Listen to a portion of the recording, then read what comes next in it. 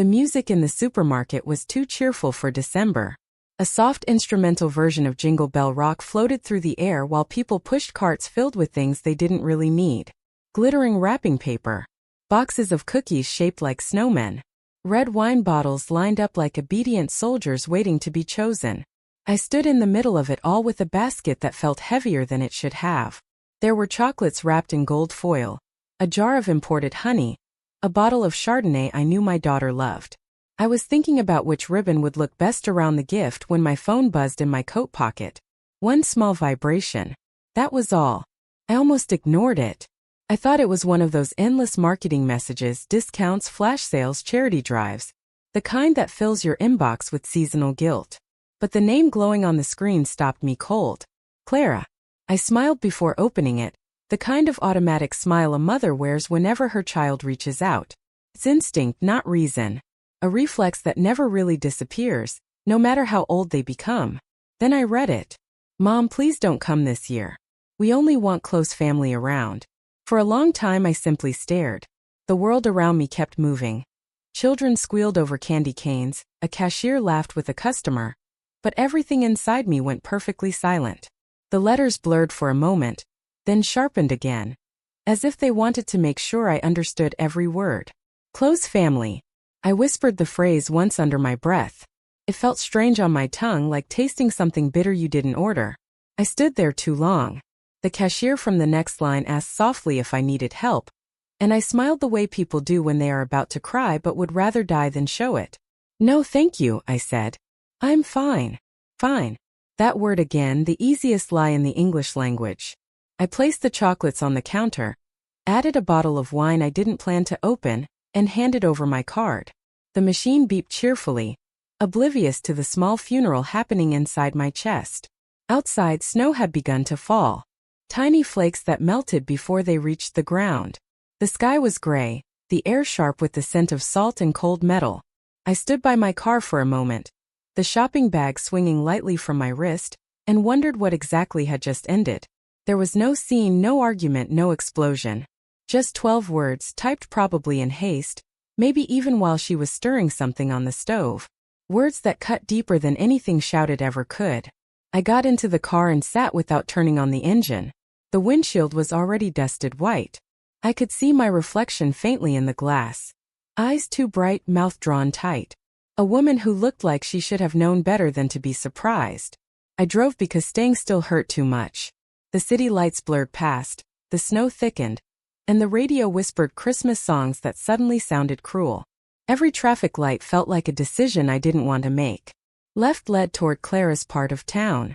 Right led away from it. I kept turning right until I ran out of city. The highway opened like a ribbon of darkness leading toward the coast.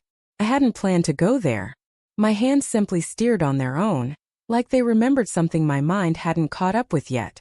When the last sign for Newport disappeared behind me, I saw the faint outline of the sea. Even in the dark it had presence. A moving expanse of steel under the clouds. The kind of view that humbles you whether you want it to or not. Then the gates appeared. Tall iron curled with vines glistening with frost.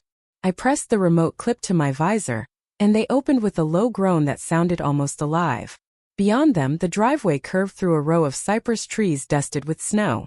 At the end waited a house that looked like it had been carved from moonlight. I parked in front of the stone steps and sat for a moment, staring up at the windows. They were dark except for one faint glow from the library. My library now. I still wasn't used to that thought. Inside, warmth met me immediately. The quiet hum of the heating system. The faint scent of cedar and ocean salt. I hung my coat, kicked off my boots and carried the shopping bag to the kitchen. The silence wrapped around me like a heavy blanket. Not unfriendly, just vast. This was Eleanor's house. Or it had been until 3 months ago. I still remembered the first time I saw it. She had hosted a charity event here 10 years back. A night full of laughter and expensive perfume and people who spoke in half-truths. I'd admired the house then, never imagining it would one day be mine. Life has a way of saving its most absurd stories for when you least expect them. Eleanor Voss. My mentor. My friend. My mirror in many ways. She had built an empire out of nothing but her will and her mind. When she died suddenly in her sleep, I was devastated. Until her lawyer called and said she had left everything to me. I thought it was a mistake. But it wasn't. The documents were clear. Properties, investments, the company shares, and this mansion by the sea. $24 million, give or take. A fortune that could turn anyone's head. Except mine, maybe because by the time it came, I already knew the things money couldn't fix. I poured a glass of the Chardonnay meant for Clara and sat by the window. The ocean beyond the glass was alive, restless, beautiful. Waves collided with the cliffs below, each one throwing its white spray upward like a warning. People say the sea is a mirror for whatever you bring to it. That night, it reflected only clarity. I lifted the glass slightly toward the darkness. To close family, I said softly and drank. The wine tasted different without laughter around it. When I was younger, silence frightened me. I filled it with noise, television, radio, small talk, anything that proved I existed. Lately, silence had become a kind of friend. It didn't judge, didn't demand, didn't forget your birthday. It simply waited. I placed the empty glass on the table and walked through the house barefoot. The floor was cold marble that whispered under every step. I paused at the grand piano near the staircase. My fingers brushed its keys, releasing a single note that lingered in the air before dissolving. Eleanor used to play every evening, soft classical pieces that drifted through the halls. She said music kept the walls alive. I wondered what she would say now, seeing me here alone with a phone full of unread messages and a heart full of questions. The night deepened. The house sighed, the sea roared, and I felt something inside me settle into a shape that was not peace yet, but close. I went upstairs to the master suite. The bed was enormous, too large for one person. I lay down and stared at the ceiling. The last thing I saw before sleep was the reflection of moonlight on the chandelier. Small shards of silver scattered like tiny promises. I woke before dawn. Old habits die hard. The first light of morning crept across the curtains, turning them pale gold. I made coffee in the kitchen while the radio murmured news I wasn't listening to. Steam curled upward like a ghost trying to escape. When I finally looked at my phone, there were no new messages. The one from Clara still sat on top, unchallenged. We only want close family. I scrolled further down out of stubborn hope. Weeks of short, polite conversations stared back at me. Little texts about school recitals, work schedules, dinner plans that never happened. The slow erosion of closeness, one polite excuse at a time. I set the phone face down. Mrs. Lynn arrived just after 8. Her footsteps were quiet, confident, like she knew how to move through expensive spaces without making them nervous. She had been Eleanor's housekeeper for 20 years, and had agreed to stay after the will was read. I was grateful. She knew this house better than anyone. "Good morning, Mrs. Erickson," she greeted. I brought the mail. She placed a small stack of envelopes on the counter, then glanced at the half-empty wineglass from last night. She didn't comment, but her eyes said she noticed. "Thank you," I replied, forcing a smile. "Will your family be joining you for Christmas?" The question was innocent, casual, a part of her morning ritual. I hesitated for a second too long. "Not this year," I said finally. She nodded once. "Some years are meant for quiet." Her words lingered after she left the room. I carried the mail to the study. Most of it was business statements, invitations, catalogs. One thick envelope caught my eye. Embossed seal, elegant handwriting. It was from Julian Kerr, Eleanor's lawyer. The sight of his name pulled me backward to the day everything changed. I opened it carefully. Inside were final confirmation papers for the estate transfer, including the updated property deeds. The numbers printed beside my name looked surreal. Even after 3 months, I half expected someone to call and say there had been a mistake. There hadn't been. The document was signed and sealed. The fortune was mine. I leaned back in the leather chair and stared out at the winter sea. The light kept changing, silver one moment, dark the next. I thought about how easy it would be to call Clara now, to tell her everything. To hear the surprise, maybe the awe, maybe even the pride. But no. I wanted to see who she was without the promise of gain. That thought came with a strange calmness. It wasn't revenge. Not yet. It was more like research. By noon the snow had stopped. I put on my coat and walked down the stone path toward the cliffs. The wind was brutal, slicing through the fabric, but I welcomed the sting. It reminded me that I could still feel something that wasn't disappointment. The sea below crashed and retreated like a living thing. I closed my eyes and listened. There's an honesty in the ocean that people rarely possess. It never hides what it is, wild, untamable, indifferent. When I went back inside, the house felt different. Less like Eleanor's and more like mine. Maybe ownership begins not with signatures, but with solitude. I made lunch, an omelet, a small salad, and ate standing by the window. Somewhere along the shore, a lone figure walked a dog. They looked tiny against the vastness of everything else. That evening, I decided to cook dinner for myself properly. I lit candles even though there was no one to impress. Old habits again. Presentation still mattered, even in solitude. Halfway through the meal, I picked up my phone and typed a message to Clara. I deleted it before sending. Then I typed another and deleted that too. Eventually, I put the phone away completely. Instead, I opened a notebook. Its first page was still blank, waiting. I wrote one line across the top. December 20th. The day silence became my companion again. It looked better on paper than it felt in my chest. Outside, the wind began to rise. The windows rattled faintly. Somewhere deep in the house, a door closed by itself. I stood and walked through the corridor, touching the walls as I passed. Every portrait, every polished surface reflected pieces of me I was still learning to recognize. In the library, the fire had burned down to embers. I added another log and watched it catch. The smell of pine filled the room. I pulled one of Eleanor's old books from the shelf, a collection of letters from Virginia Woolf, and read until the words blurred. At some point, I must have fallen asleep in the armchair. I woke to the sound of waves colliding with the rocks below. The storm had strengthened during the night. For a moment, half awake, I thought I heard Eleanor's voice. "You always underestimate yourself, Emmeline." Maybe she was right.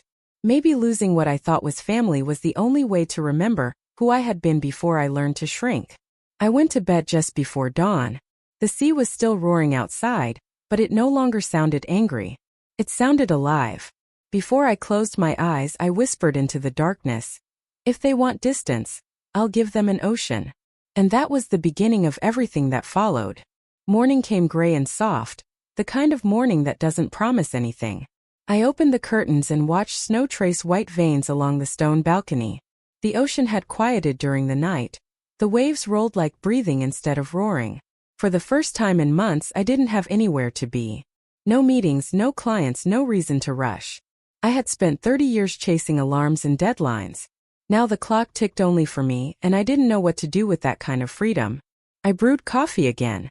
Strong black, unsweetened. The scent filled the kitchen, sharp enough to pull me back into my body. The digital clock on the microwave blinked 7:43. Time had a way of standing still when you had no one waiting on the other side of it. I sat at the counter with my mug and opened my laptop. Work had been my shield for decades, a way to measure worth when love felt conditional. I scrolled through old folders, marketing presentations, photos from company retreats, things that belonged to a different version of me. My name still lingered on the header of several corporate reports. E. Erickson, Regional Director. I stared at it for a long time. I had been proud of that title once. The late nights, the flights, the clever slogans. But pride was a thin blanket. It never really kept the cold out. Clara used to call me a machine back then. You love your job more than your family. Maybe she was right. Maybe that's how I lost her piece by piece. The coffee cooled in my hands. I closed the laptop and walked toward the living room. The house echoed slightly with every step, like it wanted conversation. On the mantel above the fireplace, Eleanor's framed photograph watched me. She was smiling the way she always did in victory. Calm, certain, untouchable. "You left me a kingdom I don't know how to rule," I told her quietly. Outside, a car passed along the coastal road, tires hissing against wet asphalt. I caught a glimpse of it through the window, a delivery van carrying Christmas trees. I almost laughed at the absurdity of it. Even nature was being boxed and sold. I put on a wool coat and stepped outside. The wind cut against my face but smelled of salt and freedom. The sea stretched endlessly, silver under the faint sun. I followed the path down to the edge of the cliff where a small bench sat half buried in snow. From there, the world felt both huge and painfully close. I sat, the wood biting cold through my gloves. I thought about Clara at her house somewhere inland, probably decorating her perfect tree, smiling for photos she'd post later. Her husband Ethan beside her, neat and comfortable in his world of measurable success. There had been a time when they visited me every week. Dinners full of laughter, stories, little hands tugging at mine. But comfort makes people forgetful. They outgrow the people who witnessed their beginnings. A gull swooped overhead and screamed into the wind. I looked up and whispered, "You can have the sky. I'll keep the sea." When the cold finally forced me inside, I found Mrs. Lynn in the kitchen polishing silver. She looked up, concern flickering across her calm face. "You shouldn't go out there without a scarf," she said. "I like the cold. It tells the truth." She tilted her head slightly, not understanding but respecting the sentiment. That was her gift. Understanding without intrusion. I watched her for a moment. She moved with quiet efficiency, every gesture purposeful. Eleanor had once told me Mrs. Lynn kept the house from turning into a museum. Maybe that's what I needed too. Someone to remind me to keep living inside my own life. After lunch, I drove into town for groceries. The market square was crowded with tourists bundled in bright scarves, their laughter ringing through the air. I passed a bakery window fogged with heat and sugar. The smell pulled me inside before I realized I'd moved. The baker, an elderly man with kind eyes, recognized me. "You're the lady who bought the Cliff House," he said. I smiled politely. "I suppose I am. Beautiful place," he continued. "Bit lonely up there in winter though." "Lonely isn't always bad." He nodded as if he understood. I bought 2 loaves of bread and a small pie I didn't need, then walked through the rest of the shops. I watched couples hold hands, parents pulling children through the snow. Life went on, oblivious to anyone left outside its glow. When I returned home, the afternoon light had turned honey-colored. The house greeted me with quiet again. I unpacked the groceries, poured a glass of water, and stood for a long time staring at nothing. That was when the thought came, uninvited but certain. Maybe distance could be a gift. Maybe not every door that closes is a tragedy. Sometimes it's a test of what you'll do next. The idea unfolded slowly, like paper burning at the edges. I went to the study, opened my notebook again, and wrote 3 words beneath last night's line. What comes after? The question looked simple, but it changed the air around me. For months I had been living in reaction, bending under guilt and expectation. Now I felt something else taking shape, control. I looked around the study. Shelves of books, thick curtains, the faint scent of cedar. This house was power, quiet but undeniable. It was more than inheritance, it was a stage. And I was realizing I no longer had to play the role others wrote for me. When the phone rang, I almost laughed at the timing. Unknown number. I answered. "Mrs. Erickson? This is Julian Kerr." His voice was smooth as ever, professional warmth with just enough sincerity. "I wanted to confirm you received the final documents." "I did. Everything's in order." "Good. Eleanor would be pleased to know it's all settled. She always liked finishing what she started." He chuckled softly. "And you? How are you adjusting?" I glanced toward the window where the sea was beginning to darken again. "Still learning the language of quiet," I said. "That's a good language to learn. I'm in Newport tomorrow on another case. Would you like me to stop by? We can go over the trust details in person." "Yes," I replied before thinking. "Come for tea around noon." After hanging up, I realized I hadn't invited anyone to tea in years. That night, I took a long bath scented with lavender. Steam fogged the mirrors, blurring the reflection of a woman I was starting to meet again. The water held me like memory, weightless, forgiving. I thought of Clara's message once more. Each word felt less like a wound and more like a key turning in a lock. Something was opening that had been shut for too long. When I got out, I didn't check my phone. I left it on silent at the bottom of the drawer. Instead, I put on a silk robe and walked out to the balcony. The moon was high, silver on the water. Waves shimmered like melted glass. Somewhere deep in the sound of the tide, I heard Eleanor's laughter again. She used to tell me, "Life will test your worth by seeing who still loves you when you have nothing left to give." I smiled faintly. Then I guess the test just began. Julian arrived the next day precisely at noon as promised. The doorbell chimed softly, echoing through the hall. I met him at the entrance. His overcoat glistened with melted snow. "Still as beautiful as ever, Emmeline," he said, shaking my hand. "Still terrible at small talk," I replied, and he laughed. In the sitting room, Mrs. Lynn brought tea and biscuits. Julian spread the documents on the table. Trust funds, shares, insurance, everything a life's work condensed into signatures. "You're officially one of the richest women on this coast," he said. "Does it feel different?" "Not yet," I answered. "But it might feel useful." He studied me for a moment. "You sound like Eleanor. She was a good teacher." We discussed numbers, clauses, foundations. His pen scratched softly over paper as I signed. With each stroke, the reality deepened. My name, my control, my future.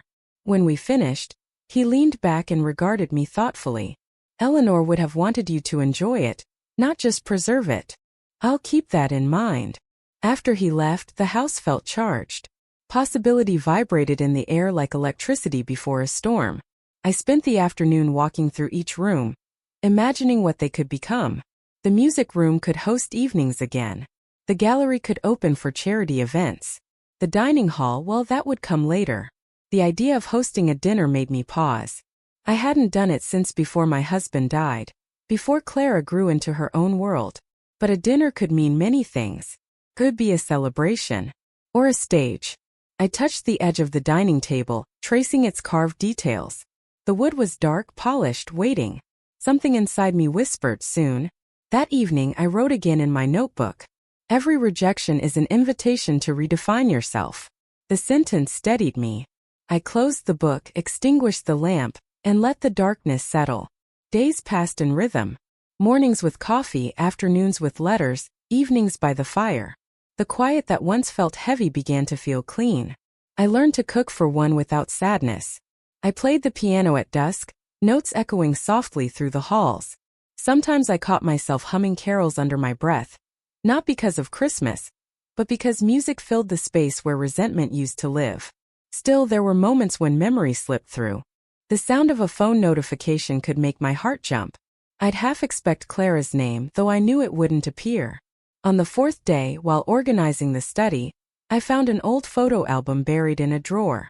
Pictures from when Clara was little, birthday cakes, beach trips, missing teeth. Her laughter practically shone through the glossy paper. I traced her face with a fingertip. The ache was still there, but softer, like an old bruise. "I did my best," I whispered to the photo.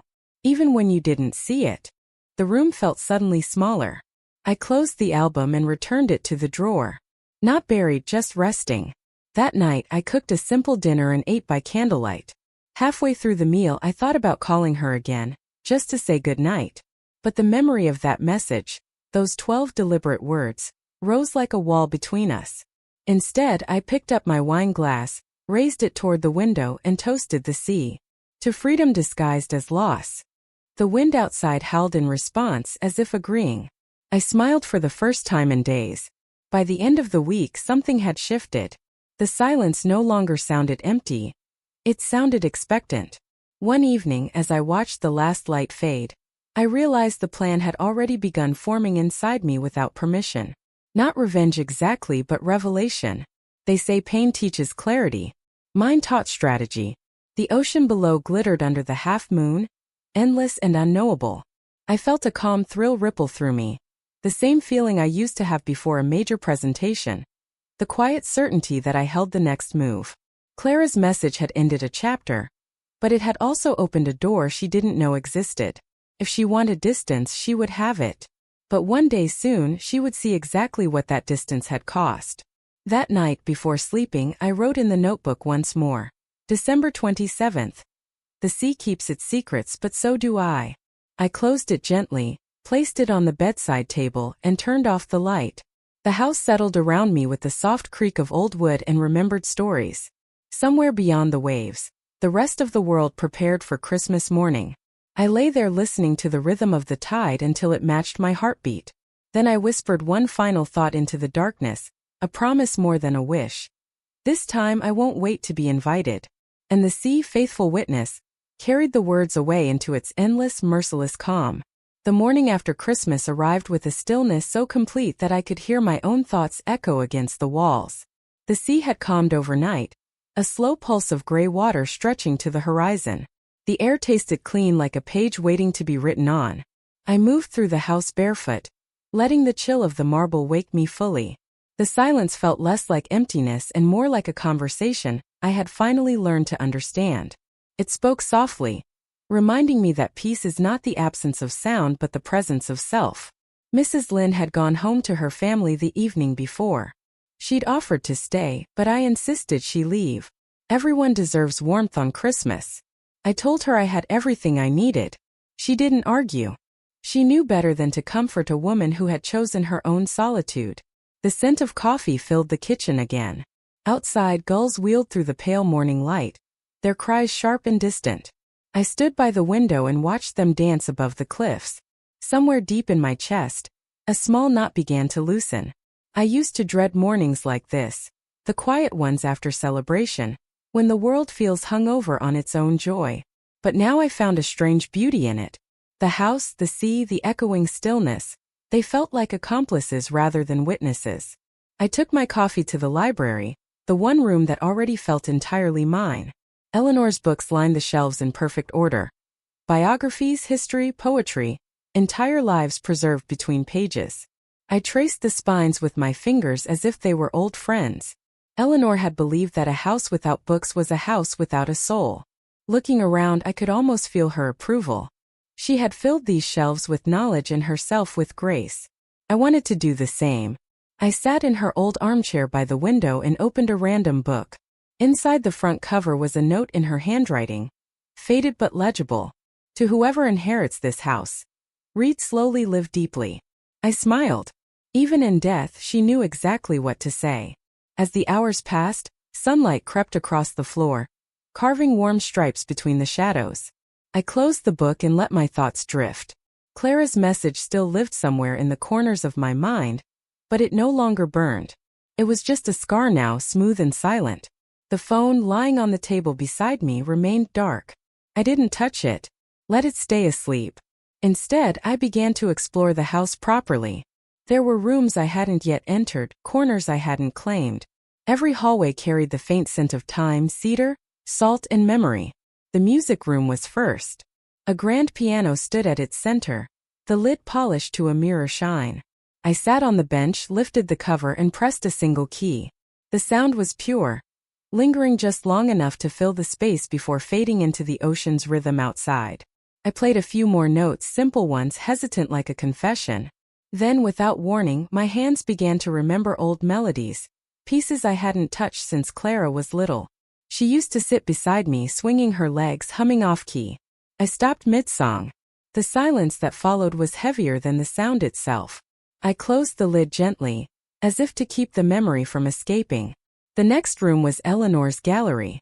Paintings from her travels hung on the walls, Italian coastlines, Parisian streets, faces of strangers caught in brushstrokes. At the center, beneath a skylight, stood a bronze statue of a woman holding a lantern. The plaque read, "She carries her own light." I stood there for a long time staring at that figure. There was strength in her posture, not arrogance but certainty. I wanted that. Maybe I already had it, buried somewhere under years of compromise. When I finally stepped outside into the garden, the winter air bit at my cheeks. The garden stretched wide along the cliff's edge, filled with sleeping roses and frostbitten hedges. Theo, the gardener Eleanor had employed for decades, was there trimming branches. His face was wind-burned, his hands steady. "Morning, Mrs. Erickson," he greeted without looking up. "Good morning, Theo. Everything surviving the cold?" He nodded. "Plants are tougher than people think. They know when to hold still." "I suppose they do." He glanced at me then, squinting against the light. "You look different today. Lighter somehow. Maybe I'm learning from the garden." He smiled faintly and went back to work. I stood there watching him for a while, admiring the quiet competence in his movements. Everyone here seemed to belong to the rhythm of this place except me, but I was learning. Slowly. Back inside, I cooked lunch. Nothing elaborate, just soup and bread. The kind of meal you make when you want to be kind to yourself without ceremony. As I ate, I caught sight of Eleanor's portrait above the dining table. Her eyes seemed to follow me, steady and knowing. "You left me a lot to live up to," I told her aloud. The house didn't answer, but a small draft from the fireplace made the flames flicker, as if she'd heard. That afternoon, I took a walk along the beach below the cliff. The path was narrow and steep, half hidden by overgrown ivy. At the bottom the sand was cold and damp. The tide had left behind shells and driftwood, each piece a story I'd never know. I took off my shoes and stepped into the surf. The water was freezing, but I didn't pull back. It grounded me in a way nothing else could. I walked along the shoreline until the sky began to fade into lavender. When I returned to the house, the first lights were coming on in the village across the bay. Tiny constellations of ordinary lives. I wondered if anyone there looked across the water and saw this mansion, glowing faintly on the cliffs, and wondered who lived here. The answer, I realized, was someone being reborn. Later that evening, I found myself standing before the mirror in my bedroom. The woman staring back looked composed, perhaps even elegant, but her eyes told a more complicated story. There was exhaustion there, yes, but also the faint spark of something sharper: resolve. I thought of Clara again, but not as my daughter. As a person. Someone who had chosen her comfort over connection, her pride over empathy. For years I had excused her distance, telling myself she was busy, that life got in the way. But maybe I had been the one standing in her way, reminding her of a version of herself she wanted to forget. I pressed my palm against the mirror, leaving a faint print on the glass. You raised her, I whispered. But now you have to raise yourself. The night came gently. I made tea, carried it to the terrace, and wrapped myself in a blanket. The wind off the sea was cold enough to sting, but I stayed.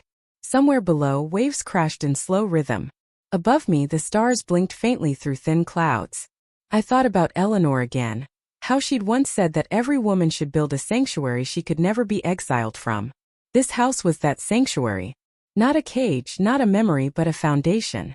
And I intended to fill it with something that finally belonged to me.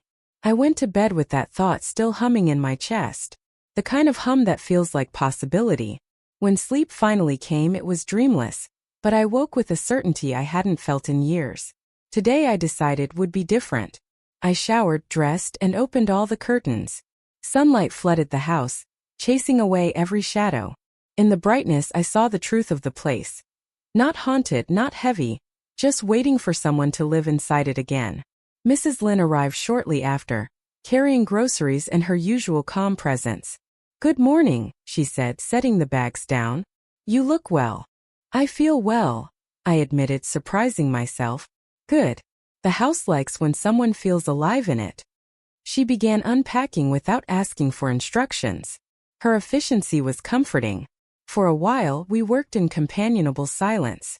Mrs. Lynn, I said eventually, do you ever feel that silence is easier to live with than people? She paused, considering. Silence tells the truth. People don't always. I smiled. That's exactly what I thought. After she left, I returned to the piano room. The afternoon sun painted long golden stripes across the floor.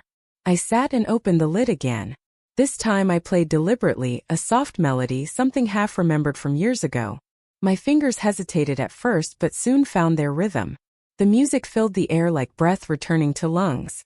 Each note echoed gently off the high ceiling, blending with the distant sigh of waves. I closed my eyes and let the sound wash through me until the line between music and memory blurred. When the final note faded, I felt lighter. Not happy exactly, but anchored. That evening, I stood at the window watching the horizon bleed into dusk. The world was turning gold again. That quiet hour between day and night when everything feels both possible and gone. I pressed my hand to the glass. I'm not going back, I said softly, not to anyone, just to the air. The sea didn't answer, but I felt it listening. As darkness settled, I wrote in my notebook once more. To find peace, you must first stop apologizing for being alone. And for the first time in a long while, I believed it.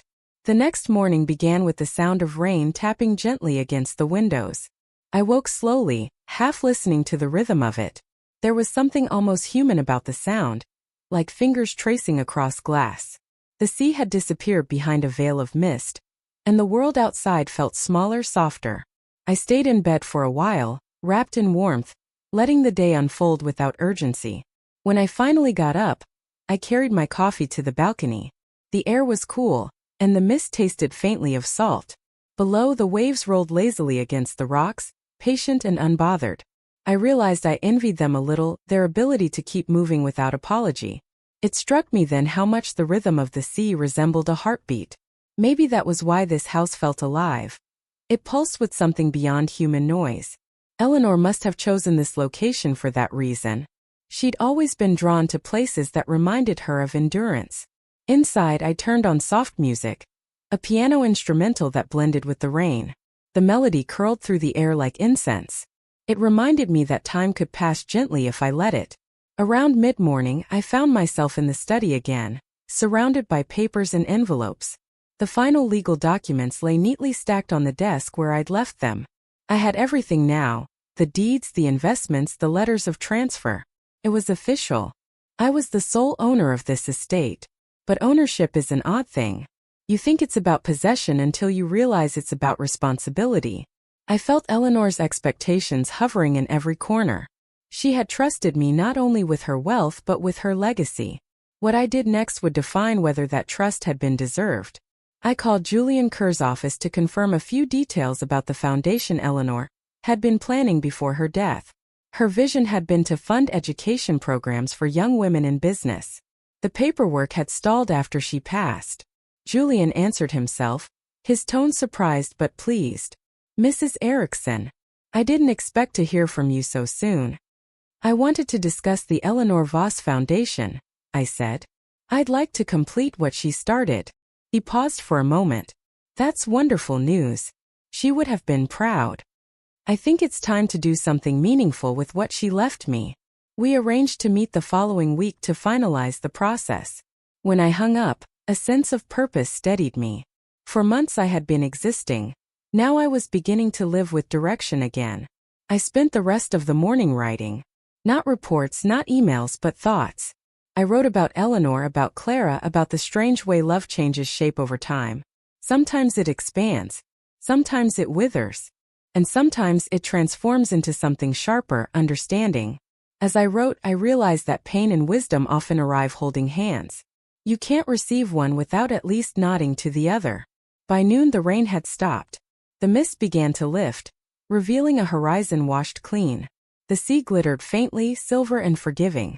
I made myself a sandwich and sat by the window to eat. A gull landed on the balcony railing and looked straight at me, bold and curious. "Sorry," I told it. "No crumbs today." It tilted its head, unimpressed, then flew off. I laughed quietly.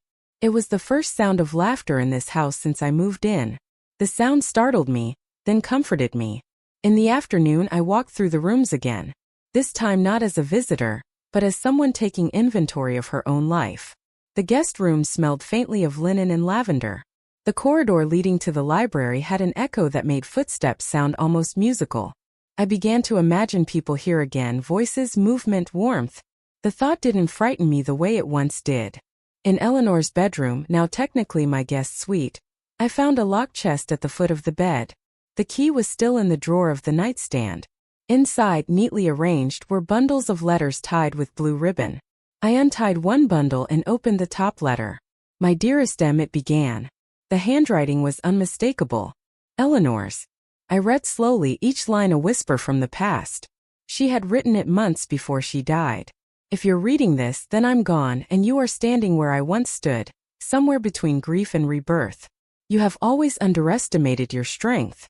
Promise me you won't waste it trying to be loved by those who cannot see you." I had to stop reading for a moment. My throat tightened, my eyes stung.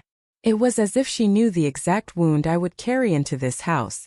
I pressed the letter against my chest and breathed deeply. Later that evening, I placed the letters back in the chest carefully. I didn't need to read them all yet. Some truth should arrive slowly like the tide. That night I cooked again. Rosemary chicken, roasted potatoes, a glass of red wine. The act of preparing food for myself had become its own form of prayer. Each movement, chopping, seasoning, stirring, felt deliberate, grounding. After dinner I took my wine to the library. I lit the fireplace and sat watching the flames twist into shapes. Fire has a language too if you learn how to listen. It speaks of transformation, of endings that create beginnings. The warmth against my face made me sleepy, but my mind refused to rest. It wandered back to Clara, to the sound of her laughter as a child, to the way she once called me her storm-proof mother. Somewhere along the line that image had faded. Maybe I had changed. Maybe she had. Maybe both. I remembered the last time we had spoken in person. Her birthday dinner 6 months ago. She'd been distracted the whole evening, checking her phone between every bite. When she finally looked up, she'd said, "Mom, you don't have to try so hard. Just being here is enough." But the way she'd said it made me feel like a guest, not a mother. Now, sitting alone in a mansion that wasn't supposed to be mine, I wondered if she'd even recognize me anymore. Would she believe that her quiet, predictable mother was now the owner of one of the most valuable estates in the state? Or would she think I had somehow stolen it, cheated my way into relevance again? The thought didn't hurt as much as I expected. It almost amused me. Maybe that was growth or maybe exhaustion. I stayed up late writing again. This time I didn't write about loss. I wrote about possibility. What if silence is not punishment but invitation? What if solitude is the doorway to becoming whole? I paused, reading the words aloud. They sounded truer than anything I had said in years. When I finally went to bed, I didn't feel lonely. I felt aware of my breath, of the steady rhythm of waves outside, of the fact that life had not ended with rejection. It had simply changed direction. The next day brought sunlight. Clear, golden, almost theatrical sunlight. I opened every curtain, every window, letting it flood the house. Dust particles shimmered in the air like small galaxies. For the first time, I noticed how beautiful the light looked on the paintings in the hallway. The colors came alive again, as if they'd been waiting for someone to notice. Mrs. Lynn arrived around 10 with a delivery, a bouquet of white lilies and a note from Julian Kerr. For the new mistress of Mariner's Grace, congratulations once more. J.K. I smiled, though the formality of the note made me laugh a little. Julian was incapable of writing anything casual. Still, the flowers brightened the room. Their scent mingled with the ocean breeze, sharp and clean. Mrs. Lynn glanced at them approvingly. "The house looks happier," she said. "It feels happier," I replied. She studied me quietly for a moment, then asked, "Do you miss her? The one who gave you this place?" "Every day. But sometimes it feels like she's still here, teaching me how to use what she left behind." "Then you're listening well." After she left, I spent the afternoon arranging things, rearranging the furniture in the living room, opening closets, choosing curtains. Small acts, but each one made the space feel more mine.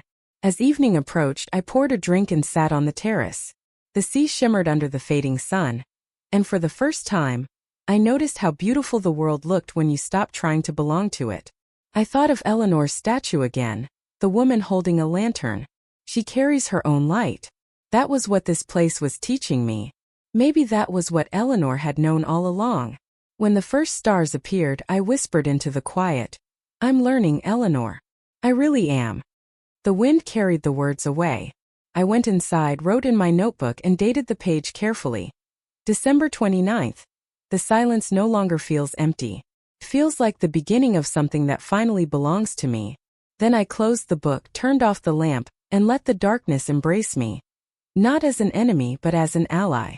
Somewhere beyond the walls, the sea kept breathing, steady and eternal, promising that everything that began here was only just beginning. And I believed it. It started with the sound of a notification I almost ignored. The phone had been silent for days, lying face down on the desk like a sealed confession. That morning the vibration felt different. Longer, insistently alive. I looked at it the way one looks at a ghost they thought they'd buried. The screen lit up, and for a heartbeat I forgot to breathe. Clara. The name itself felt foreign now, like a word in a language I used to speak fluently but had forgotten the grammar of. The first message was short. "Mom, are you there?" Then another. "Please call me when you can." Then another. By the time the sound stopped, the number beside her name read 59. 59 calls in a single night. I stared at the number until the digits blurred. My reflection in the black glass looked calm, but beneath the surface something older was waking. An instinct that was not forgiveness but curiosity. When I finally picked up the phone, the voice that greeted me was breathless, trembling. "Mom, I didn't know. I just saw the photos. Why didn't you tell me?" "What photos, Clara?" "The house.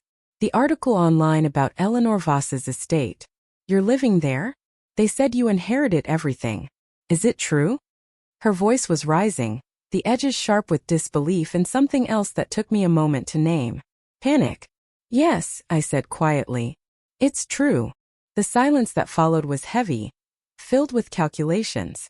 I could almost hear her mind sorting numbers, converting love into assets.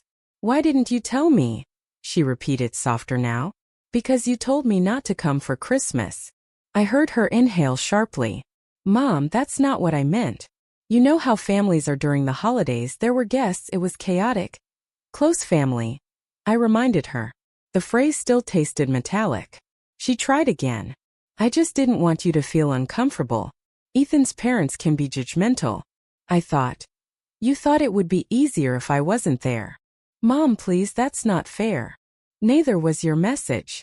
Her breathing grew uneven. I could picture her pacing the kitchen, perfect hair falling loose, the phone pressed too tightly against her ear. I'd watched that same restlessness in her since childhood, the way she moved whenever truth cornered her. I was going to call you, she said finally. Before Christmas. I swear I was. But you didn't. Silence again. Then carefully. Mom, I'm sorry. It was the kind of apology built from convenience, not conviction. I'd given too many of those myself once upon a time, when I wanted to smooth things instead of change them. It's all right, I said, though it wasn't. We can talk another time. Wait, Mom. I ended the call gently and turned the phone off. The quiet that followed was absolute. I poured myself coffee and walked to the window. The morning sun was slicing through the fog, turning the sea into molten gold. I watched it shift and realized how quickly light changes everything it touches. For the rest of the day, the phone remained on the desk. Every few hours it trembled with another attempt, new numbers, new messages, the same desperation. I didn't answer. By evening there were 59 missed calls. I opened the notebook and wrote the number down as if documenting a storm. Underneath, a single sentence. Love shouldn't arrive like a bill past due. When night fell, I lit a candle and sat by the piano. My hands hovered over the keys but didn't play. I thought of Eleanor's letters, of her warning not to chase the blind. Maybe silence was not a weapon but a filter, separating what was real from what was convenient. The next morning Julian called. His tone carried the polite caution of a man stepping onto thin ice. I assume you've seen the coverage, Emmeline. I have. It's causing quite the stir. The Voss family isn't thrilled, but the documents are ironclad. You're untouchable legally. I'm not worried about the law, Julian. Then what worries you? Human nature. He laughed softly, though there was unease beneath it. You always did have a sharp instinct for drama. It's not drama, I said. It's consequence. After the call I wandered through the house, the echo of Eleanor's footsteps following mine in memory. In the mirror above the fireplace, my reflection looked composed but different, harder around the eyes, steadier around the mouth. By noon another call came. Clara again. I didn't answer. Then a text, please Mom. Can I come see you? Just for the weekend. We need to talk. For the first time I felt something close to amusement. The same child who had once begged for independence was now begging for entry. I typed a single word, soon, and pressed send. It was not a lie, merely an appointment deferred. That night I walked the length of the house, turning off lights one by one. The silence followed, faithful and loyal. When I reached the window overlooking the sea, I spoke softly to the darkness. They come back when the gold shows, don't they? The ocean, honest as always, did not answer. I slept lightly, dreams shifting like waves. In one of them, I stood at a long table set for dinner. Faces I couldn't see were waiting, and somewhere beyond the candlelight Clara's voice whispered, "Don't embarrass me." When I woke, the taste of salt lingered on my lips. The next morning brought news articles, small pieces online detailing the mysterious woman who inherited the Voss fortune. My email overflowed with journalists requesting statements, distant cousins claiming connection. I deleted every message. Mrs. Lynn noticed the headlines and said nothing. Instead, she brewed tea and left it by the window, the way she always did when the world outside turned noisy. Thank you, I said. The sea is louder today, she replied quietly. It means change. She was right. Change was coming. I could feel it gathering like a storm just beyond sight. That afternoon I called Julian again. I need a favor, I told him. Discretion and speed. Of course. What kind of favor? I want to rewrite my will. There was a pause. Already? Yes. I think it's time to define what close family really means. He exhaled slowly. All right. I'll prepare the drafts. But may I ask? You may not. He laughed softly. Understood. Tomorrow then? Tomorrow. After I hung up, I felt the first genuine calm I'd known in months. It wasn't joy, it was clarity. The kind that comes only after the last illusion breaks. I spent the evening sorting through photographs. Most were of Eleanor's travels, but some were mine, tucked inside the drawers she'd left untouched. There was one of Clara at 10 years old, smiling, hair wild from the wind. I kept that one. The rest I placed carefully in a box labeled past. Outside, the wind picked up again. The house moaned softly, wood settling against stone. I closed the shutters and whispered to the storm, "Do your worst." When I woke the next morning, the world was washed clean. The sea glimmered beneath a pale sky, the air sharp and salt-sweet. I dressed in gray wool and drove to Julian's office in town. He was waiting with papers spread across his desk. "Here it is," he said, handing me the draft. "Simple, efficient, and entirely within your rights." I scanned the document. The words blurred together in legal formality, but their meaning was clear. My estate, my choice. Clara's name appeared only once, beside a modest sum, symbolic more than generous. The remainder was distributed among charities, staff, and the newly established foundation. Julian studied my face as I read. "You're sure?" "I'm certain." He hesitated, then said gently, "You could leave room for reconciliation. Reconciliation is a luxury. I'm interested in truth." He nodded, understanding enough to stop arguing. I signed the papers, the pen gliding smoothly across the page. Each signature felt like an exhale. When it was done, he reached for his coffee. "She'll find out eventually. I'm counting on it." Driving home, I felt the strange lightness of a woman who has stopped pretending. The road curved along the cliffs, and the sea glittered beneath me like a secret kept too long. At home, Mrs. Lynn met me at the door. "Someone called," she said.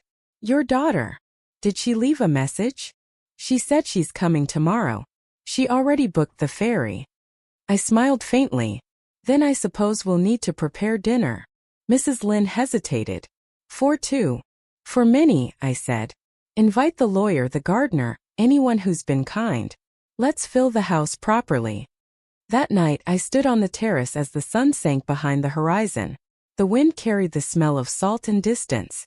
The sea below roared its approval. I thought of the girl Clara used to be, the one who built castles in the sand and believed they'd last forever. I wondered what she'd think of the woman her mother had become. When darkness settled fully, I whispered into the wind, "You wanted distance. Tomorrow you'll see what an ocean looks like." The waves answered with a crash against the rocks like applause. And for the first time since that message, I smiled without bitterness.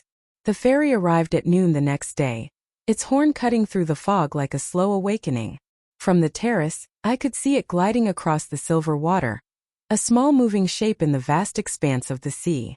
I stood there watching it approach, my heart beating not from fear but from something quieter, acceptance.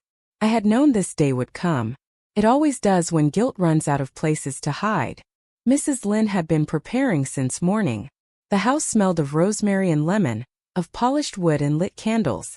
The dining table gleamed beneath a cascade of crystal light. Every plate was perfectly aligned, every glass waiting.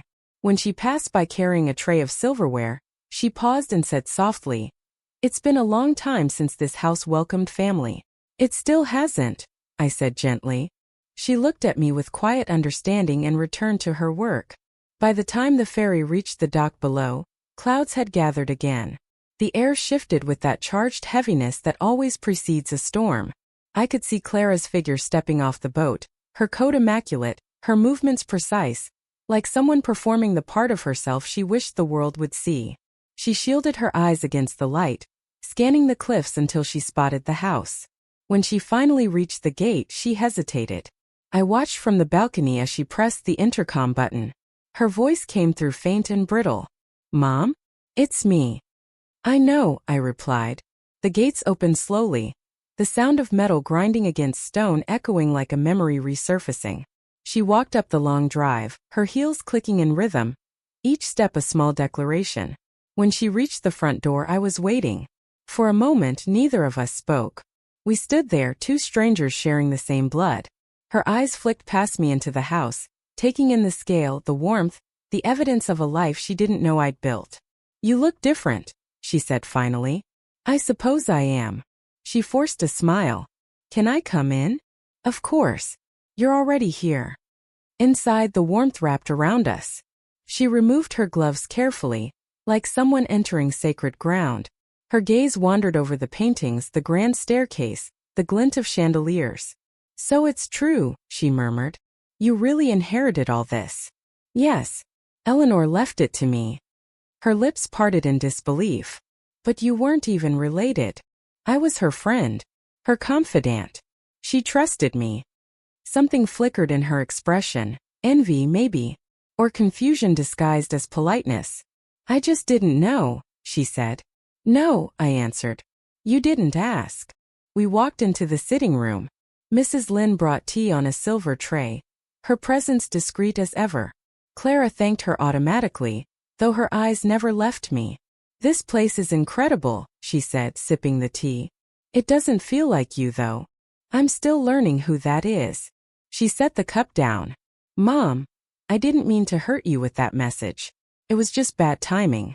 Ethan's parents were there and you didn't want to explain me, I finished. She flinched. That's not true. Isn't it? Her voice cracked slightly. I just wanted things to be easy. For whom? She looked away. You make everything sound like a test. Maybe that's because I'm finally grading it. The silence stretched between us, long enough to hear the fire breathing softly behind the grate. She took a deep breath and stood. Can we not fight? I didn't come here for that. I just wanted to see you. I nodded. Then you'll see me. She blinked, uncertain what I meant. I rose and led her through the hall to the dining room. The table was already set for 6, candles burning low. She frowned. Who else is coming? People who remember kindness. Julian arrived first, punctual as ever, his coat damp from the mist.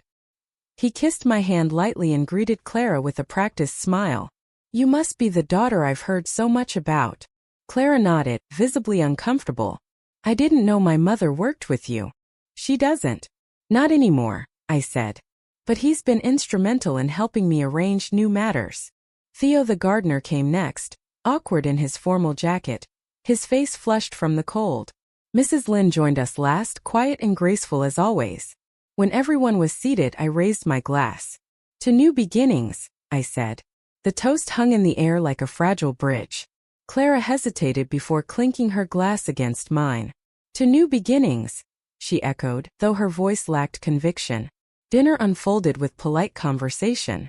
Julian spoke of coastal restoration projects. Theo shared stories about storms that had reshaped the cliffs. Clara smiled when expected but kept glancing toward me, her curiosity simmering. I could feel the weight of her questions pressing against the edges of civility. When dessert arrived, she finally asked, So what happens now, Mom?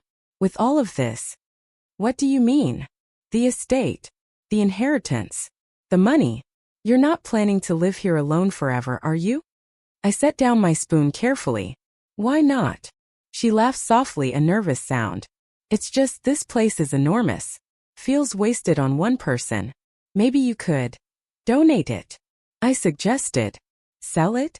Share it? Her cheeks colored. I didn't say that. No, but you were thinking it. Mom, I'm trying to be practical. And I'm trying to be honest. Julian cleared his throat delicately, sensing the temperature in the room dropping. Perhaps this conversation is best left for another time. Clara ignored him. You always do this. Turn everything into some moral lesson. Why can't you just let me help? Help? I smiled faintly. Or manage. Mom. I met her gaze steadily. You asked what happens next. I'll tell you.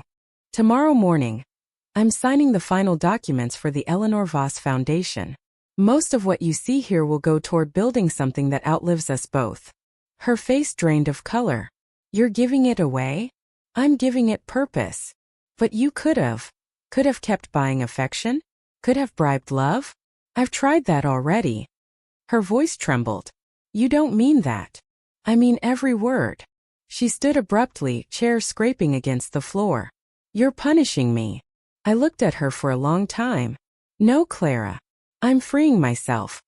The room went silent. Only the fire crackled, small and relentless. She turned toward Julian as if searching for backup, but he lowered his gaze. Mrs. Lynn remained still, her hands folded. Theo looked down at his plate, pretending not to hear. Finally, Clara whispered, I came here to make things right. Then start by listening.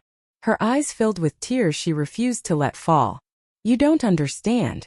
I was scared, Mom. I thought you'd judge me the way you always did. I stopped judging when I stopped waiting. She took a step back, shaking her head. This isn't you. You're being cruel. No, I said softly.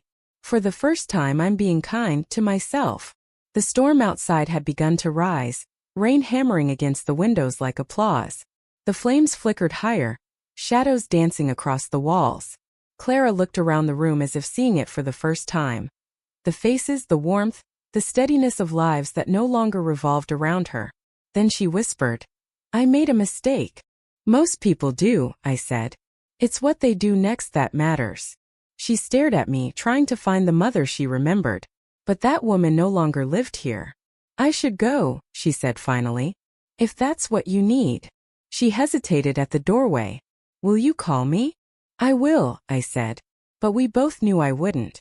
When the door closed behind her, the sound echoed through the house like a clock striking the end of something. The others remained silent. Mrs. Lynn began clearing the table slowly, her movements gentle, reverent. Julian looked at me over his glass. You planned this, didn't you? I smiled faintly.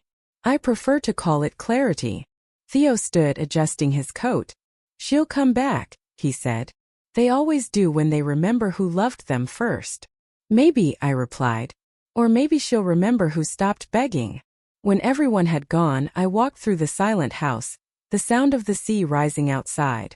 In the library, I opened my notebook once more and wrote, Forgiveness is not a door left open. It's a house you learn to live in alone. I closed the book and sat in the dark, listening to the rain. Somewhere out there, my daughter was crossing the same ocean she had once told me to stay behind. And for the first time, I didn't feel left. I felt free. The clock struck midnight. The storm began to fade. The house finally was at peace. And I was too. The house held its breath after she left. The silence that followed was not empty but full, like the air after a thunderclap. Everything in it hummed with the memory of words unsaid. I stood by the door long after the echo of her footsteps disappeared down the drive. Outside, the rain had stopped. The sea had turned still again, reflective and vast, as if nothing had happened at all. I wanted to envy that stillness, but envy had left me too. I walked slowly back to the dining room. The candles had burned low, their flames shivering in the drafts. Mrs. Lynn was clearing the last of the dishes, her face calm, unreadable. When she looked up, she only said, She will think about what you said. I don't want her to think, I replied. I want her to see. She nodded once, neither agreeing nor disagreeing, and returned to her work. Julian had already gone. Theo too. The sound of silverware clinking faintly into porcelain was the only rhythm left. It felt comforting, like the heartbeat of a house that refused to die. I poured myself a glass of wine and sat at the end of the long table. The taste was bitter at first, then warm. I let it roll over my tongue, slow and patient.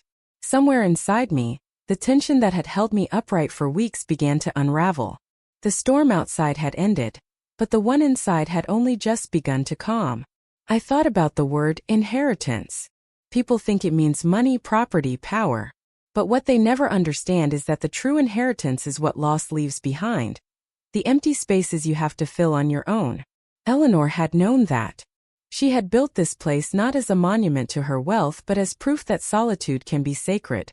Later that night, I went upstairs to her room. I hadn't stepped inside since discovering the letters. The scent of her perfume still lingered faintly, a ghost that refused to fade. The curtains moved gently in the sea breeze. I crossed to the vanity where a small box sat half open. Inside, among old jewelry and folded notes, lay a single photograph.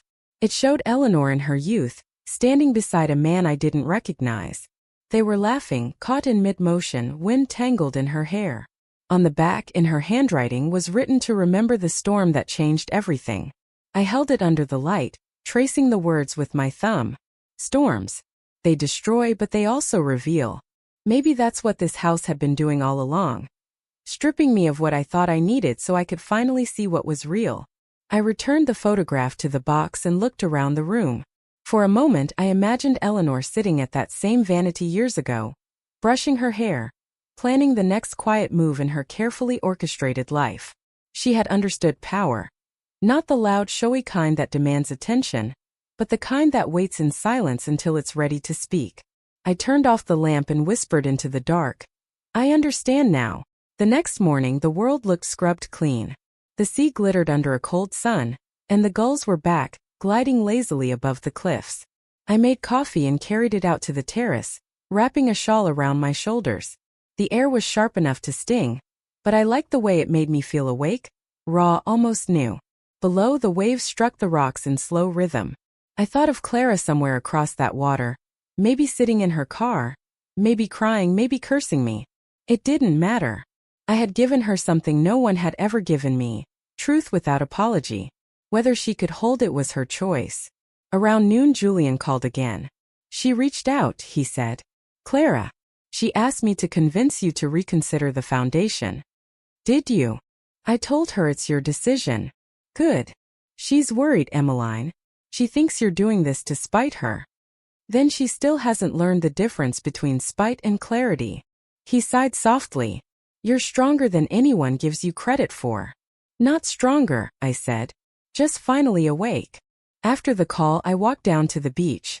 The path was slick from the rain, and the air smelled of salt and moss. When I reached the sand, I slipped off my shoes and let the cold water touch my feet. The tide was coming in. I stood there until the waves reached my ankles, then my calves, each one pulling at me as if testing how much I would resist. For a moment I closed my eyes and imagined letting it take me. Just a few steps forward into that endless gray. Not as surrender but as return. The sea had always felt more honest than people. But then I thought of Eleanor's letters, of the unfinished foundation, and I stepped back. The world still owed me meaning, and I intended to collect it. Back at the house, I found Mrs. Lynn arranging flowers in the hall. She looked up when she saw me dripping onto the marble floor. You'll catch cold, she said. Better that than rust. She smiled faintly. Julian called again while you were gone. He said the documents for the foundation's official registration will be ready in 2 days. Perfect. I'll prepare your travel things then. Travel. The signatures must be witnessed in person at the notary in the city, remember? I had forgotten or perhaps chosen not to remember. The thought of returning to the city felt strange now, like revisiting a place from a dream you've outgrown. But there was no avoiding it. Some ghosts had to be faced before they could rest. That evening I walked through the gallery again. The bronze statue of the woman holding the lantern stood at its center, unchanged, unbothered by storms or inheritances. I stood beside her and whispered, You and I both carry our own light, don't we? The air seemed to shift in response. A faint crack of thunder rolled far out over the sea, almost like laughter. I took it as a sign. When I reached my room I packed lightly. A few clothes, a coat, the letters from Eleanor. I hesitated over the photograph, then slipped it into my bag too. On the table near my bed sat my notebook. I opened it to the last page and wrote, January 2nd, the past waits for no one, but I can still decide how it ends. I didn't sleep much that night. The house creaked softly around me, settling into the wind. I lay awake listening to the rhythm of the waves and thinking about what waited in the city. The noise, the memories, the ghosts of the person I used to be. But this time I wouldn't go there as that woman. I would go as someone who had learned how to stand in her own silence. When dawn came I was ready. Mrs. Lynn drove me to the ferry dock herself. She loaded my bag into the back seat and said, I'll keep the house warm. I know you will. The ride was quiet. The road curved along the cliffs, the sea flashing through the trees in glimpses of silver. When we reached the dock, she turned to me and said, "You'll come back different." "I already am," I answered. The ferry was nearly empty. I found a seat by the window and watched the island recede behind me. The house grew smaller until it became just a white mark against the green of the cliffs. I imagined it breathing, waiting. The mainland appeared ahead, gray, sprawling, restless. I hadn't realized how much I'd stopped missing it until now. The city rose like a mirage of glass and concrete, familiar but foreign. I stepped off the ferry and into the noise. Cars honked, people hurried, screens glowed. Everything pulsed with life, but it felt hollow, like music without melody. Julian's office was in the center of it all, a tall building of stone and glass. He met me in the lobby, his expression a mix of professionalism and quiet relief. "You look like you belong on that island more than here," he said as we rode the elevator up. "Maybe I do." The signing took less than an hour.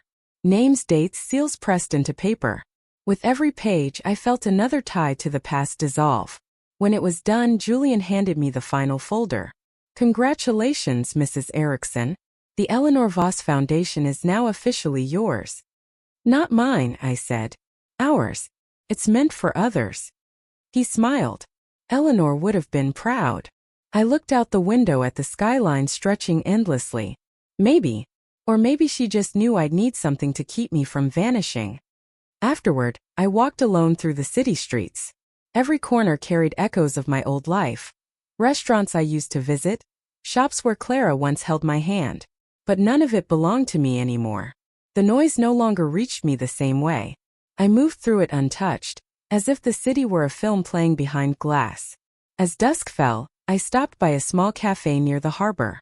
It was the same one where Eleanor and I had first met years ago. The waiter recognized me and brought my usual order without asking. Some habits leave shadows even after they're gone. I sat by the window and watched the lights of the ships blinking against the horizon. Each one a story, a journey, a possibility. I thought of the foundation, of the people it might help, of the women who would walk into rooms that once belonged only to men and claim them as their own. Eleanor's legacy would not be a tomb. It would be a door. As I finished my coffee, I caught my reflection in the glass. For the first time in years, I didn't look like someone waiting for permission to exist. I looked alive. When I returned to the ferry terminal that night, the air smelled of rain again. The sea was dark and moving restlessly, the way it always does before something changes. I boarded the last boat back to the island. The deck was slick with mist, the sky streaked with lightning far in the distance. As the ferry pulled away, I leaned against the railing, wind whipping my hair across my face. Ahead, the horizon glowed faintly where the storm met the moonlight. It felt like the edge of something, an ending or perhaps a beginning disguised as one.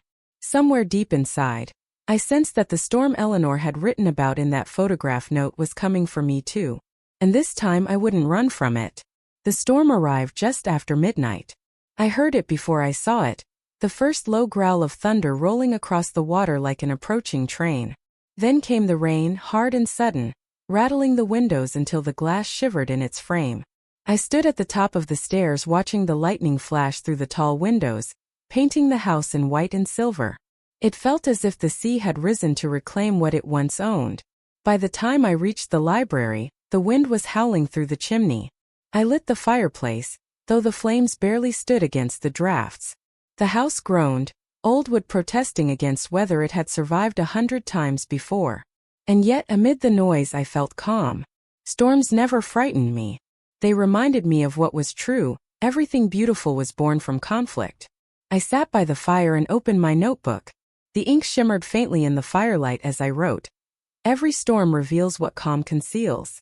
Then, as if the house itself had been waiting for those words, a loud crack of thunder shook the walls, and one of Eleanor's framed paintings fell to the floor.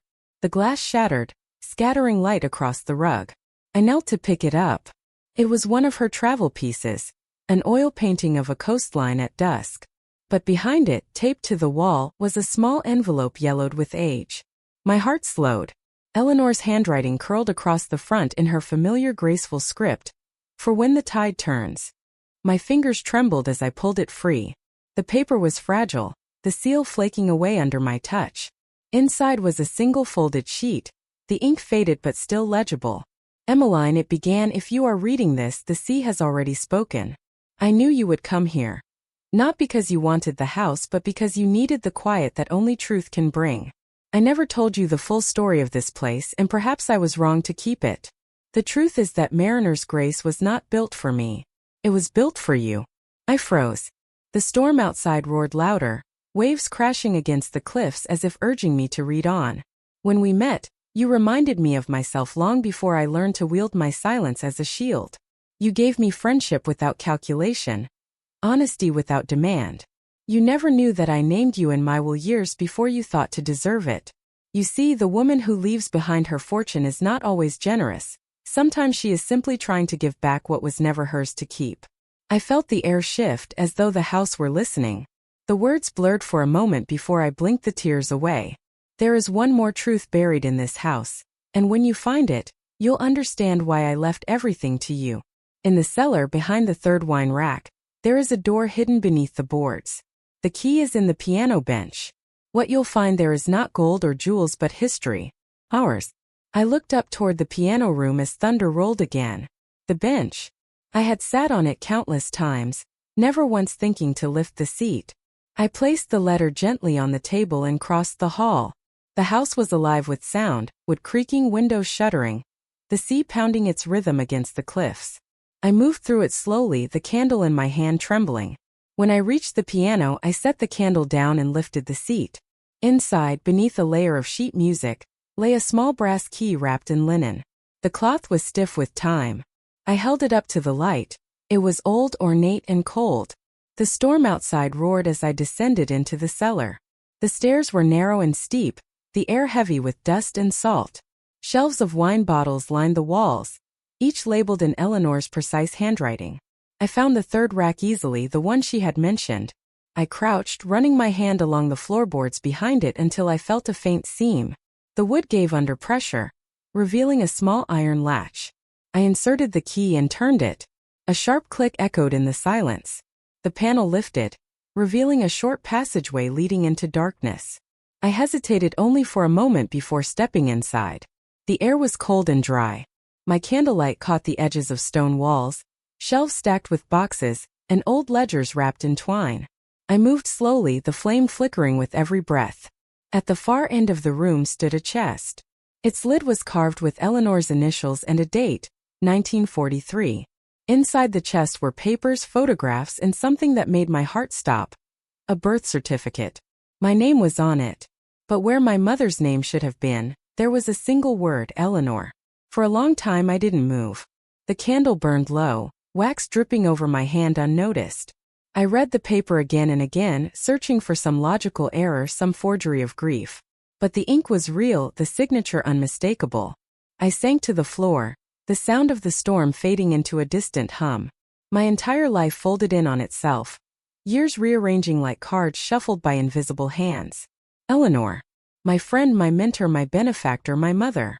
The truth came slowly, in waves that hurt more than any storm. She had known all along. Every conversation, every kindness, every silence. She had been preparing me not for inheritance, but for understanding. She hadn't given me her fortune, she had returned it. I reached for one of the boxes nearby. Inside were letters bound together with ribbon, each addressed to me but never sent. I untied the first and read by the dying light. I wanted to tell you, Emmeline. I wanted to hold you and say the words you deserved to hear. But the world we lived in was not kind to women who refused its rules. You were safer as my friend than as my daughter. If you ever find this, forgive me not for leaving but for waiting too long to come back. Tears blurred the ink. I pressed the letter against my heart, the paper crumpling under my fingers. The wind above shifted, a low moan moving through the house like breath. When the candle finally went out, I sat there in darkness listening to the sea. Every crash against the cliff felt like a heartbeat, each wave a pulse of something larger than grief. After what felt like hours, I climbed back up to the house. The storm was breaking now, the rain easing into mist. I left the cellar door open behind me as if to let the truth breathe. In the living room, the fire had burned low, a soft glow licking at the embers. I sat before it, the letter still in my hand. My reflection in the window looked unfamiliar, older, maybe stronger, maybe freer. I whispered into the quiet. You hid me to protect me. Saying it aloud made it real. The ache that followed was sharp but clean, like a wound that finally begins to heal. I stayed there until morning. When the first light touched the sea, I took the birth certificate and the letters and placed them beside Eleanor's photograph on the mantel. For the first time, the resemblance was undeniable. The same eyes, the same stillness. I poured a cup of coffee and carried it out to the terrace. The sea was calm again, the horizon washed in gold. Every storm ends, Eleanor had once told me, but it leaves a map of where it's been. I finally understood what she meant. I opened my notebook and wrote, January 3rd. The sea took a mother and returned her as memory. The tide never erases what it teaches. Below, the waves rolled on, indifferent and eternal. I sipped the coffee, letting the salt air sting my lips. Somewhere far away, the world still thought I was just the woman who inherited the Voss estate. Let them. They could never know the truth. The sea had whispered back to me. Eleanor had given me more than her name, her fortune, her house. She had given me the one thing I had never known I was missing, origin. And now that I knew where I came from, I could finally decide where I was going. I looked toward the open water, sunlight glittering on its surface, and whispered, Thank you, Mother. The wind shifted gently, lifting my hair like a blessing. In that moment, I realized the storm had not come to break me. It had come to deliver me home. Morning came slowly, as if unsure it was welcome after the night I had endured. The light moved across the walls of my room, soft and deliberate, uncovering each object like a truth revealed too gently to hurt. I lay awake before getting up, staring at the ceiling and listening to the sea. Its rhythm was calmer now, like a heartbeat settling after panic. Everything felt different, even the silence. When I finally rose, the house felt awake in a new way. The storm had washed the air clean. The windows glowed faintly with the pale shimmer of salt. I walked barefoot through the hallways, every step echoing softly. On the mantel, the letters lay where I had left them beside Eleanor's photograph. Seeing them there no longer felt haunting. It felt like acknowledgement. I brewed coffee and drank it by the window, watching the gulls glide over the waves. My reflection in the glass was ghostly but familiar. I thought of how much of my life had been spent trying to earn belonging. Maybe that's what Eleanor had understood before I did. That I didn't have to prove worthiness to something already mine. Mrs. Lynn arrived mid-morning, her coat dusted with salt spray. She looked at me with quiet curiosity, sensing something in my posture that hadn't been there before. You look rested, she said. I found what was hidden, I replied. She tilted her head. And was it worth finding? Yes. Even the pain was worth it. She nodded as though she had known all along that this would happen. The sea keeps its promises, she said, and left me to my thoughts. I spent the afternoon in the library, reading through Eleanor's letters. There were more than I had realized, entire decades of unsent words. Each one opened another door in my memory. She wrote about her youth, her travels, her regrets. But what struck me most was the tenderness threaded through every sentence. She had loved me from afar with the patience of a tide waiting for return. In one letter she wrote, If ever you doubt who you are, stand before the ocean. It mirrors truth better than glass ever will. That line stayed with me all day. As the sun began to lower, I walked down to the beach. The sand was cool beneath my feet, the water pulling gently at the shore. I stood at the edge, letting the foam slide over my toes, and looked at my reflection in the surface of the wet sand. The face that looked back at me was the same and not the same. I see you, I whispered. The wind carried the words away before they reached the horizon. I spent the following days in quiet rhythm. Each morning began with coffee and sunlight. Each night ended with the sound of waves against the cliffs. The world beyond the island seemed far away now, like a story I had once told but no longer believed. Julian called once to check on me, but I didn't answer. There was nothing left to explain to anyone. Instead, I turned my attention to the foundation. If Eleanor had built this place for me, then I would build something for others. I spent hours at her old desk drafting letters, plans, outreach proposals. The work steadied me. It gave shape to the grief, turning it into something useful. One evening, while sorting through Eleanor's archives, I found a folder labeled Private Correspondence. Inside were letters written not by her, but to her, from names I didn't recognize. The oldest dated back decades before I was even born. One of them stood out, its envelope sealed in red wax. The sender's name was unfamiliar, Warren. I broke the seal carefully. The handwriting was elegant but firm. Eleanor, it began, I cannot forgive you for what you've done, but I understand why you did it. Secrets protect the living at the cost of the truth, and truth, when buried, never dies quietly. If the child ever learns the truth, tell her that I was not the villain, only the one left behind. The words stopped me cold. I read them again, tracing the name at the bottom. Christopher Warren. A memory flickered. Eleanor once mentioning a friend she had lost in the war. A man she never married. Someone she said the world wouldn't have allowed her to love. My throat tightened. Could he have been my father? The thought hit me with a strange mixture of fear and wonder. For so long my life had been shaped by absence. A father I never knew. A mother I thought I didn't have.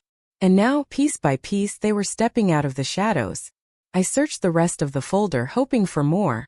But the letter was the only one signed with his name. The rest were contracts, estate transfers, proof of things done carefully to ensure secrecy. It was enough to suggest a story, but not enough to finish it. That night I couldn't sleep.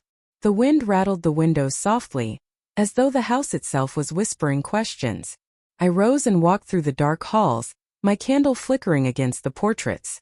For the first time the house felt like a living witness. When I reached the mirror in the gallery, I stopped. The moonlight fell directly across the glass, casting my reflection into sharp relief. I studied my face carefully, the eyes, the jawline, the curve of my mouth, and suddenly I could see it. The resemblance was faint but undeniable. I looked like Eleanor. And in that realization, I also saw traces of a stranger. I have your eyes, I said softly to the reflection, imagining I was speaking to both of them, mother and father, love and absence. The tears came quietly without warning. They weren't the kind that demanded release, just acknowledgement. They fell, shimmered in the candlelight, and vanished into the silence between breaths. I stayed there for a long time, watching the reflection fade as the candle burned lower. The mirror seemed to deepen, no longer showing just my face but the outline of everything that had shaped it. When I finally returned to bed, the sky had begun to pale. I didn't dream, but I woke with an ache that wasn't sadness. It was understanding. The next day, I wrote another note in my journal. January 6th, the mirror never lies. But it doesn't tell the whole truth either. The rest you have to live to see. Later that afternoon, the phone rang again. I almost ignored it, but something made me answer. It was Julian. His tone was unusually hesitant. Emmeline. I've received a message from a woman claiming to represent the Warren estate. She says there's a matter regarding your inheritance that requires your attention. My heart stumbled. What matter? She wouldn't say over the phone. She's asked for a meeting. Where? In the city. She insisted it must be in person. I looked toward the sea, its surface rippling in the afternoon light. The air was still, heavy with that quiet before another storm. Tell her I'll come, I said. Are you sure? Julian asked. You've only just come back. I'm sure. Some ghosts deserve a second chance to speak. After the call, I went to the piano and lifted the lid again. My fingers hovered over the keys, then began to play one of Eleanor's old compositions. The melody rose softly, filling the air with the sound of something that had waited too long to be heard. Mrs. Lynde stood in the doorway listening. When the song ended, she said, "You sound like her." I smiled faintly. Maybe I am her. No, she said, stepping closer. You are what she hoped to be. That night I packed a small bag again. As I folded my coat, I noticed the photograph of Eleanor and the unknown man still lying on my desk. I turned it over, tracing the words written on the back once more. To remember the storm that changed everything. I understood now. That storm wasn't weather. It was choice. The day she had decided to hide me, to protect me, to love in silence rather than risk losing everything. I slipped the photograph into my pocket. Some truths needed to be carried close to the heart. Before sleeping, I opened my notebook one last time for the day and wrote, "Tomorrow I meet the past again. I will not flinch this time. I've already been the storm once. I can be it again if I must." The wind outside stirred softly, a promise, a warning, or both. And somewhere between one breath and the next, I began to understand that the past was not finished with me yet. The ferry left the dock before dawn, cutting across a sea that was still and colorless, the water the shade of melted glass. The island behind me shrank until it was just a faint silhouette. I stood on the deck wrapped in my coat, watching the line where sea met sky. Every journey to the mainland felt like stepping back into a past life, a place that no longer fit the shape of me. But this time I wasn't returning as the woman who had left. This time I was going to meet what the past still owed me. The city rose ahead, familiar and foreign all at once. The closer we came, the louder it grew. The horns, the footsteps, the buzz of voices blending into a single restless hum. I felt a strange detachment watching it from the water, as though I were approaching a memory that didn't belong to me anymore. Julian was waiting at the terminal, leaning against his car, his posture half formal and half concerned. When he saw me, he smiled, but his eyes were cautious. "You didn't have to come yourself," he said as he opened the door for me. "Yes, I did," I replied. If I've learned anything lately, it's that letters and lawyers only tell half-truths. The drive through the city was slow, the streets crowded with the pulse of morning life. I watched the buildings glide past, the cafe where Eleanor had met me for the first time, the park where Clara had once fed pigeons with sticky hands. Every sight carried a faint echo, the kind that hurts not because it wounds but because it used to mean something. Julian's office towered above the old district, a clean slice of glass among older brick facades. We rode the elevator in silence, the faint hum of machinery filling the space between us. He led me to a small meeting room on the 12th floor where a woman already waited. She stood when we entered, tall, composed, wrapped in a charcoal suit that matched the streak of gray in her hair. "Mrs. Erickson," she said, extending her hand.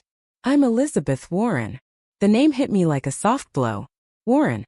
I knew it before she explained it. She motioned for me to sit. "I represent the Warren family estate. My late Uncle Christopher Warren left behind several sealed documents that were only to be opened upon confirmation of certain lineage connections. Recent estate audits have led us to you." Julian sat beside me, his eyes flicking briefly in my direction. "And what exactly is the nature of these documents?" Elizabeth opened a leather folder and placed 2 envelopes on the table. One bore Eleanor's handwriting, the other masculine, unfamiliar but steady. "These were discovered in the archives last month," she said. "One addressed to my family, one to you, Mrs. Erickson. They seem to complete a correspondence that ended decades ago." My throat tightened. "He was my father, wasn't he?" Her gaze softened. "I believe so. The DNA confirmation we ran last week supports it. Eleanor and Christopher shared a child born in 1974. The records were sealed under her request, but my uncles will require disclosure if proof ever surfaced." I stared at the envelopes, the world narrowing to their edges. So much paper, so much time, all reduced to a few folded pages. "May I read it?"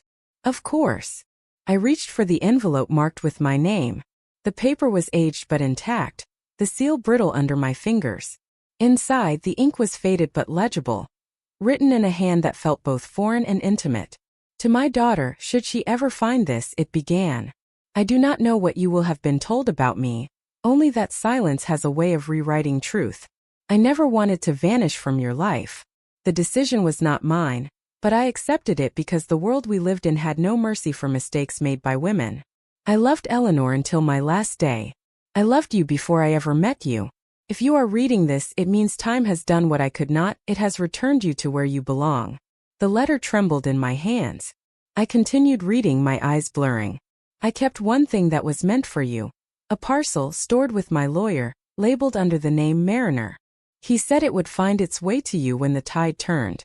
If you wish to claim it, there are instructions enclosed." I looked up at Elizabeth. "Do you have it?" She nodded slowly. "We brought it with us. My uncle kept it sealed all these years." From her bag she withdrew a small wooden box. It was no larger than a jewelry case, dark with age, bound by a rusted clasp. I reached out, fingers brushing the surface. Felt heavier than it should. Julian watched silently as I lifted the lid. Inside was a photograph, an old pocket watch, and a folded sheet of music. The watch ticked faintly when I touched it, as if it had been waiting. On the back, engraved in delicate script, were the words "for Ian until the tide returns." I unfolded the music sheet. It was handwritten, a melody-marked testament of salt. Beneath it, a single line. Play this where the sea can hear you. The air in the room seemed to thin. I traced the notes, their pattern simple yet haunting. He was a composer, I whispered. Elizabeth nodded. He wrote this piece after Eleanor left. It was never performed publicly. We didn't know why until now. For a moment I couldn't speak. The connection between us stretched across decades. Two people bound by silence and the sound of the same sea. I felt both full and empty like the tide itself. Julian cleared his throat softly. You should take them, he said. They were always yours. I nodded. Thank you. Elizabeth stood and closed her folder. My family wanted you to know that we bear no resentment. Whatever happened between our elders, it was born from love, not deceit. Love always is, I said quietly. When she left, Julian lingered. Are you all right? Yes, I said, though the word felt too small. I just didn't expect to find a father at the bottom of the sea. He smiled sadly. You're handling it better than most would. I've had practice surviving truths. He drove me back to the harbor that afternoon. The sun had broken through the clouds, spreading light across the water in rippled gold. I held the box in my lap the whole way, its weight anchoring me. Neither of us spoke. There was nothing left that words could clarify. When we reached the ferry dock, he turned to me. You'll play it, won't you? I met his eyes. Yes. The sea's been waiting to listen. The ferry ride home was quiet. I sat on the deck with the box open beside me, the watch ticking steadily, the photograph resting on my knee. In it, Eleanor and Christopher stood together by a piano, sunlight streaming through the window behind them. Their hands were almost touching. It was strange how much love could survive in a photograph, silent and infinite. By the time I reached the island, the sky had turned lavender. The house appeared through the mist like a memory returning home. I climbed the path slowly, the wind cool against my face. Mrs. Lynn met me at the door, her expression full of questions she didn't ask. You found what you were looking for, she said instead. I found who I came from. Then you found yourself. I smiled faintly. Not yet. But I'm close. After dinner I went to the piano room. The sea was calm outside, the moon high and silver. I placed the sheet of music on the stand and touched the keys. My fingers hesitated, then began to move.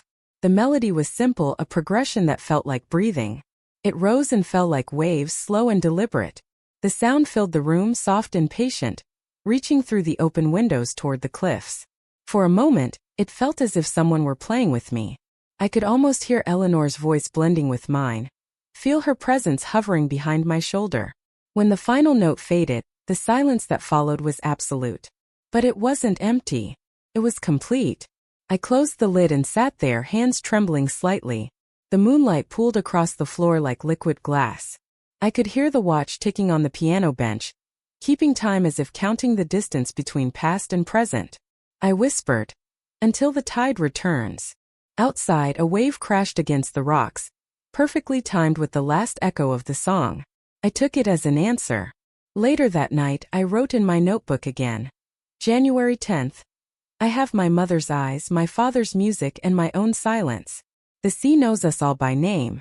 Then I placed the photograph of them together beside my bed and turned off the light. The wind moved gently through the house, not as a haunting but as a hymn. And somewhere deep within its rhythm, I began to sense that the story was not yet finished. Something in the air had shifted again, a quiet tension beneath the calm, like the sea holding its breath before the next tide rises. I could feel it. Something was coming. The sea woke me before the sun did. It was not loud, only insistent, a steady knocking at the cliffs that felt like someone at the door. I lay there listening until the room began to shift from blue to gray and then to a soft, almost pearly light. The house held its breath the way it always did before a day that mattered. I could feel it in the air, a thin shimmer that made every small sound ring clear as glass. In the library, the letters lay where I had left them, not as relics now but as part of the furniture of my life. I touched the pocket watch on the mantel and felt its tiny pulse against my palm. Until the tide returns. It had begun to feel less like an inscription and more like a set of instructions. I slipped the watch into my pocket and went down to the kitchen. Mrs. Lin had already started the kettle. She took one look at me and poured without asking. "You are meeting someone today," her eyes said, though her mouth stayed quiet. I nodded, and the nod carried more than a schedule. It carried a decision. Before breakfast ended, my phone lit up with a name I had not seen in days. Amelia. The message was simple. "Can I come by after school?" I stared at the words for a moment, at the small courage it takes for a child to ask for what matters. "Yes," I wrote. "Come before the light goes. I will be at the piano." I spent the morning in the music room with the windows open to the sea. I lifted the lid and laid the Testament of Salt on the stand. The melody still surprised me with the way it opened a door inside the air. It moved like breath and tide and the memory of someone you have finally learned to forgive. I played it once through and let the last note drift out over the water. In the pause that followed, I felt the house answer back with its own held note, a long quiet tone of attention. At noon, Julian called to tell me the press had found a new angle. Someone had leaked a draft of the Foundation's charter along with a photograph from the dinner where Clara had stood and accused me of being cruel. The article was careful but hungry. Anonymous sources. A hint of scandal. A question about whether I had been influenced by others in my decisions about the estate. Others meant not family. Others meant the people who had set my table and tended my garden and kept my house alive. I thanked him for the warning and told him to let it float. Some stories sink under their own weight when you do not hold them up. By mid-afternoon, the light had moved to that gentle place between gold and white. I heard footsteps on the gravel and then Amelia in the doorway with her hair pulled back and a book under her arm as if this were school and I were a subject she liked. She did not rush forward. She stood very still and looked at me the way young people look when they are assessing whether an adult has earned the truth. I held out my hands and she came to the piano bench. "Do you want to hear something?" I asked. She nodded. I played the piece from the box and told her the story without using many words. A room, a hidden key, a letter and a hand that knew my name before I did. She listened the way some people pray. When I finished, she said quietly that the music sounded like leaving and coming back at the same time. "Your mother and I are going to talk this evening," I said. "I want you to know that first from me." She looked out at the sea where a boat cut a clean white line toward the horizon. "Is it a fight?" she asked. "It is an answer," I said. "Answers can be loud or they can be clear. I am choosing clear." Her phone buzzed on the bench between us. A message preview flashed and in that accident a small truth stepped into the room. "Tell her to ask about the Foundation terms. We need to know if there is a way to be included later. Do not mention me." It was from Ethan. Amelia's face went still. She swiped the screen dark and set the phone aside with a care that broke my heart. "You are not in trouble," I said. She nodded and did not speak. After a moment she asked if she could try the melody. Her fingers were tentative at first and then steadier, the notes clear and unforced. She missed once and laughed and tried again and found it. When she finished she looked younger than when she had walked in. "Keep that page," I said. "It belongs to you now as much as it belongs to me." She placed the sheet carefully inside her book and hugged me as if her arms were the only safe we would need. After she left, the house felt full rather than empty. I walked the corridor to the gallery and stood beneath the bronze lantern bearer. "You carried me farther than I knew," I told the silence. The statue did not move, but the light shifted across her face in a way that made her look both stern and kind. By evening the sky had cleared into a pale blue that promised a clean night. I asked Mrs. Lin to light the conservatory and to leave us there alone. No drinks, no fire, nothing a person could mistake for ceremony. The room was glass on 3 sides and open to the sea. At this hour the light made the water look like a sheet of folded silver. I pulled 2 chairs to the center and left a small table between them. On it I placed the pocket watch and nothing else. Clara arrived just after 7. She did not knock. She walked straight to the conservatory with that quick step of hers that had always said I am busy even when she was not. She stopped when she saw the room, the 2 chairs, the way the ocean had been invited into the conversation. "No one else," she said. "No one else," I answered. She sat and I sat, and for a moment the only sound was the long quiet lay of the tide. "I will begin," I said. She folded her hands and looked like a student bracing for a test. I told her about the cellar and the key and the truth that had waited there longer than her lifetime. I told her what the watch said and what the letter confirmed and how the sea had delivered me back to my own name. She listened without interruption. When I finished, she was pale in a way that had nothing to do with health. So Eleanor was your mother, she said finally. That means what? That means what it sounds like, I said. It means I have spent years apologizing to a world that did not even know who I was. She was quiet a long time. Then she said that this changed things. For you or for me, I asked. For both of us, she said. And there it was again, the plural that always meant calculation. She took a breath and pushed on. I was wrong to send that message. I see that now. I want to make this right. We are still family. We can figure out how to be in this together. I looked at the sea over her shoulder and then back at her. Together is a word that needs a definition, I said. I would like to hear yours. She smoothed her sleeve and chose each word like a lawyer choosing stones to step across a dark river. We could work out something fair.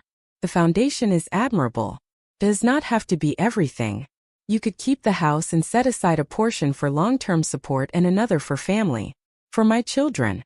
For their future. Ethan could help manage the investments. He has contacts. He understands these things. There it was, the whole machine revealed in a paragraph. I did not flinch. I placed the pocket watch between us and set it ticking. My voice stayed even.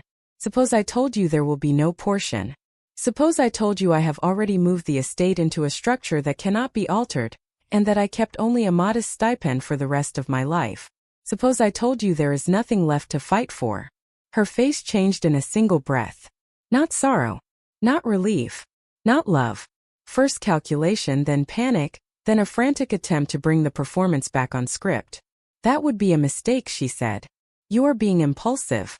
People will say you were manipulated by staff. They will say you were not in your right mind. If you do this, I will have to challenge it. For the children. For their protection. She said the last sentence as if handing me a blanket while she set the room on fire. I did not react. I let the watch speak. I let the sea lay its long hand across the room. When I finally answered, my voice was low. If the children were truly what you cared about, you would be here alone. She blinked. I told you to come alone. But I can feel him in every word you brought. She tried to interrupt and I lifted a hand and the gesture was enough to stop her. You asked for easy, I said. I am not giving you easy. I am giving you clear. There will be funds for education for Amelia and for her brother. There will be a trust that cannot be touched by you or Ethan. There will be nothing else. The rest builds a door for girls who have never been invited in. She sat very still and the stillness was not grace. It was a kind of freeze that comes before a strike. Her voice when it arrived had a new edge. I knew you would make this about a cause bigger than us. You always needed to be the noble one. You always needed an audience. Even now. Look at this room. You love a stage. I almost smiled. The conservatory was not a stage. It was an X-ray lightbox for motives. I stood and walked to the glass and let the dark outside settle over me. When I turned back, she had tears in her eyes and for a moment the child I had once carried flickered across her face. Then the flicker went and the woman who had learned to survive by rearranging words returned. Say you did not sign anything, she said. Say there is a chance to reconsider. Say it to me and I will believe every other thing you just told me. Her voice softened. Say it because you love me. I could have. It would have taken only a few syllables to build a temporary truce. It would have bought a week, perhaps two, of a gentler version of her. It would have also been the last time I told the truth to myself. I walked back and sat and folded my hands in my lap so she would see they were steady. I love you enough to stop pretending, I said. I love you enough to let you hate me if that is what you need to feel. And then I did the thing I had come to do. I lied, but I did it in service of a truth about both of us. I gave it all away, I said. There is nothing here to inherit. The room did not move. The sea did not blink. Her face did all the moving for both of them. I watched fear rise and chase itself in circles. I watched pride try to find a place to stand and fail. I watched love try to make a case and realize it had been using the wrong evidence for years. She stood with a jerk and the chair scraped the tiles. You want me to beg, she said. You want me to fall on my knees so you can feel like a saint. I shook my head. I want you to choose what love looks like when there is nothing to collect. The words landed between us with their own quiet weight. Her mouth opened and closed. She had no script for a room where wealth did not answer to her name. She reached for the pocket watch as if it might argue on her behalf. I picked it up before her hand arrived. You may not take time, I said. You must use the time you have. She stared at me so long her eyes glittered. Then she said something small and honest. I do not know how to talk to you when you are not trying to make me happy. The sentence was a key I had not expected, and it opened a door I had not wanted to see. I felt the part of me that had always said yes out of habit step forward and then step back again. I am sorry for the ways I taught you that love was the same thing as approval, I said. I am unteaching it now. She made a sound that was almost a laugh and almost a sob. Then she turned and walked out without another word. The house did not sigh when she left. It held its note. I stayed in the chair with the watch in my palm until the glass walls turned from mirror to night. Mrs. Lin came only when the light was gone. She placed a blanket over my shoulders and did not ask for a report. She will come back, she said after a while. Perhaps. Perhaps not. The wind moved across the panes with that high thin sound glass makes when it is a second spine. I opened my hand and looked at the watch and thought about truth and the small lies that free it. Before sleep I went to the piano and set the Testament of Salt upon the stand. I did not play. I laid my hand flat on the wood and felt the old instrument hum under my palm. Tomorrow, I told it. Tomorrow we tell the sea what we have done. In my room I wrote a single line. January 14th. I told her there was nothing left. The truth is a tide. It will return with what it keeps. I closed the book and set the watch beside it and turned off the lamp. The dark was not an absence. It was a deep clear water I could finally float in. Sometime in the night a message arrived. It did not wake me. I found it at dawn. From Amelia. I believe you. Whatever she decides, I will be there on Sundays. The words were a small candle that did not pretend to be the sun. They were enough. I stood at the window and watched the first line of light draw itself across the water. The house waited as it always had, not for approval, not for an audience, but for the next clear thing. I let the silence fill me until there was nothing else to hold. Then I turned from the glass and went to meet the morning that would carry the rest of the reckoning to shore. Morning arrived clear and exact, as if the weather had decided to take a side. The sea lay quiet as a held breath and the house felt newly washed, every pane bright, every floor tuned to a softer note. I made tea and read Amelia's message again.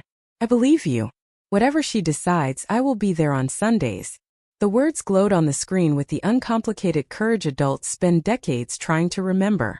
I put the phone face down and let the quiet finish its sentence. Julian came before noon. He carried 2 folders and the careful expression of a man who knew the next hour would etch itself somewhere permanent.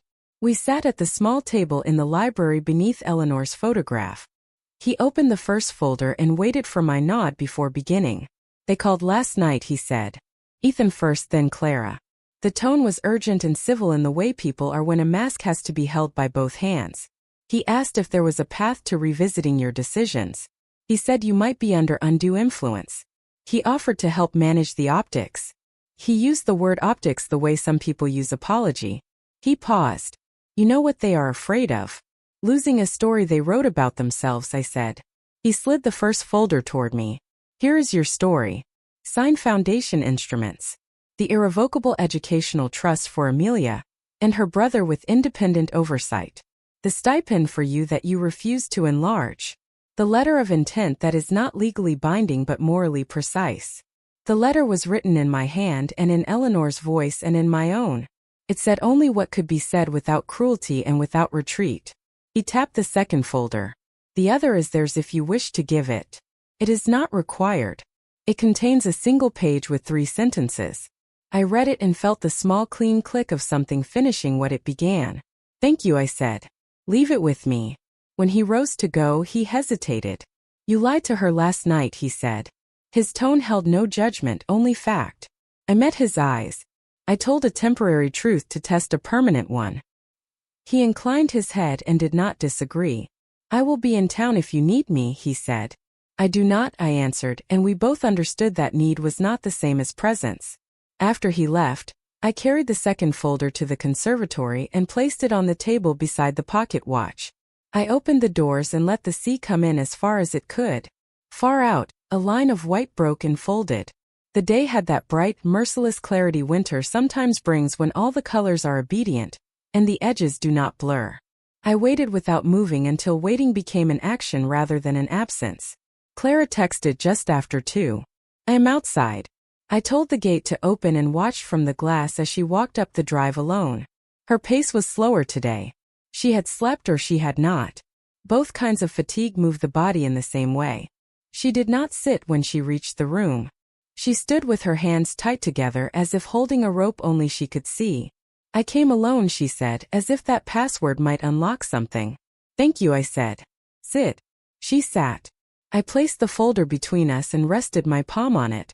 Before I open this, I want you to hear a few sentences all the way through. No answers. No interruptions. Then we can decide what belongs to words and what belongs to the sea. She nodded. Her eyes were bright and hard. I began. I lied to you last night. I did not give everything away. I could have said I was protecting myself from a kind of conversation I did not want to have, but that would be another lie. I wanted to know whether you would still be here when there was nothing to collect. You were not here. Your words were. His words were. You brought them on your tongue when you said together. Together is not a mouth that arrives already full. Her mouth opened to protest and then closed again. I continued. I am not punishing you. I am ending an old habit of mine that taught you a shape of love that was never built to last. I taught you that comfort could be traded for closeness. I am unteaching it now. There is a foundation that builds doors for girls who were told to wait outside. There is a trust for your children that you cannot touch and that will carry them farther than applause. There is a life for me that belongs to me. These are the facts. She was very still. The stillness was not surrender. It was the weight of an animal measuring the height of a fence. You asked for a definition of together, I said. Here is mine. Together means you and I can sit in a room with nothing on the table that can be divided and still find something to pass between us. A story. A song. A Sunday. If you want that, you can have it. If you want the other thing, the kind that breathes only through contracts, you will not find it here. Her eyes were wet now, but the wet did not soften them. Then you never intended to forgive me, she said. I did forgive you, I answered. Forgiveness is not the same as reinstatement.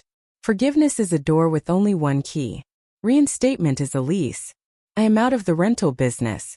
She looked past me toward the sea as if asking the water to take her side. When she turned back, a different strategy had taken her place. He is worried about the children, she said. He thinks you are putting them at risk. If the press turns on you, this will be seen as irresponsible. If there is no provision for us, people will talk. We have a reputation to maintain. Your reputation has never paid my bills, I said. Your children's books will be paid for. Their school, their safety. The rest is yours to shape with your own hands. Her jaw shifted a fraction. I could see the place where pride had been welded to fear. She had been living there so long the seam looked like bone. I moved the folder toward her. This is the only thing I am offering that resembles a document between us. It is small on purpose. There are 3 sentences. Read them here. Do not take them with you. She hesitated and then slid the page free. The sentences were simple. I will not fund your marriage. I will not litigate my love. If you wish to find me, come without asking me to carry what you brought to barter. She read them again, as if a third pass might discover a missing paragraph where the terms had kind hands. She set the page down very carefully. You always did enjoy the poetry of the hard line, she said. I let the comment land and sit without an escort. There is something else, I said, and her face changed again, readying for ambush. It did not come. I told her about Eleanor and the letter and the cellar and the watch and the way a hidden document can rearrange a life without changing a day that has already been lived. I told her the truth not as a sermon but as a map. I did not ask her to admire it. I did not ask her to forgive it. I asked her only to let the map exist. When I finished, she looked emptied and then refilled with something she had not brought. I do not know what to do with that, she said. You do not have to do anything with it, I said. You only have to stop doing what you were doing to me when you thought I was easy to move. Her phone vibrated against her palm. She did not look at it.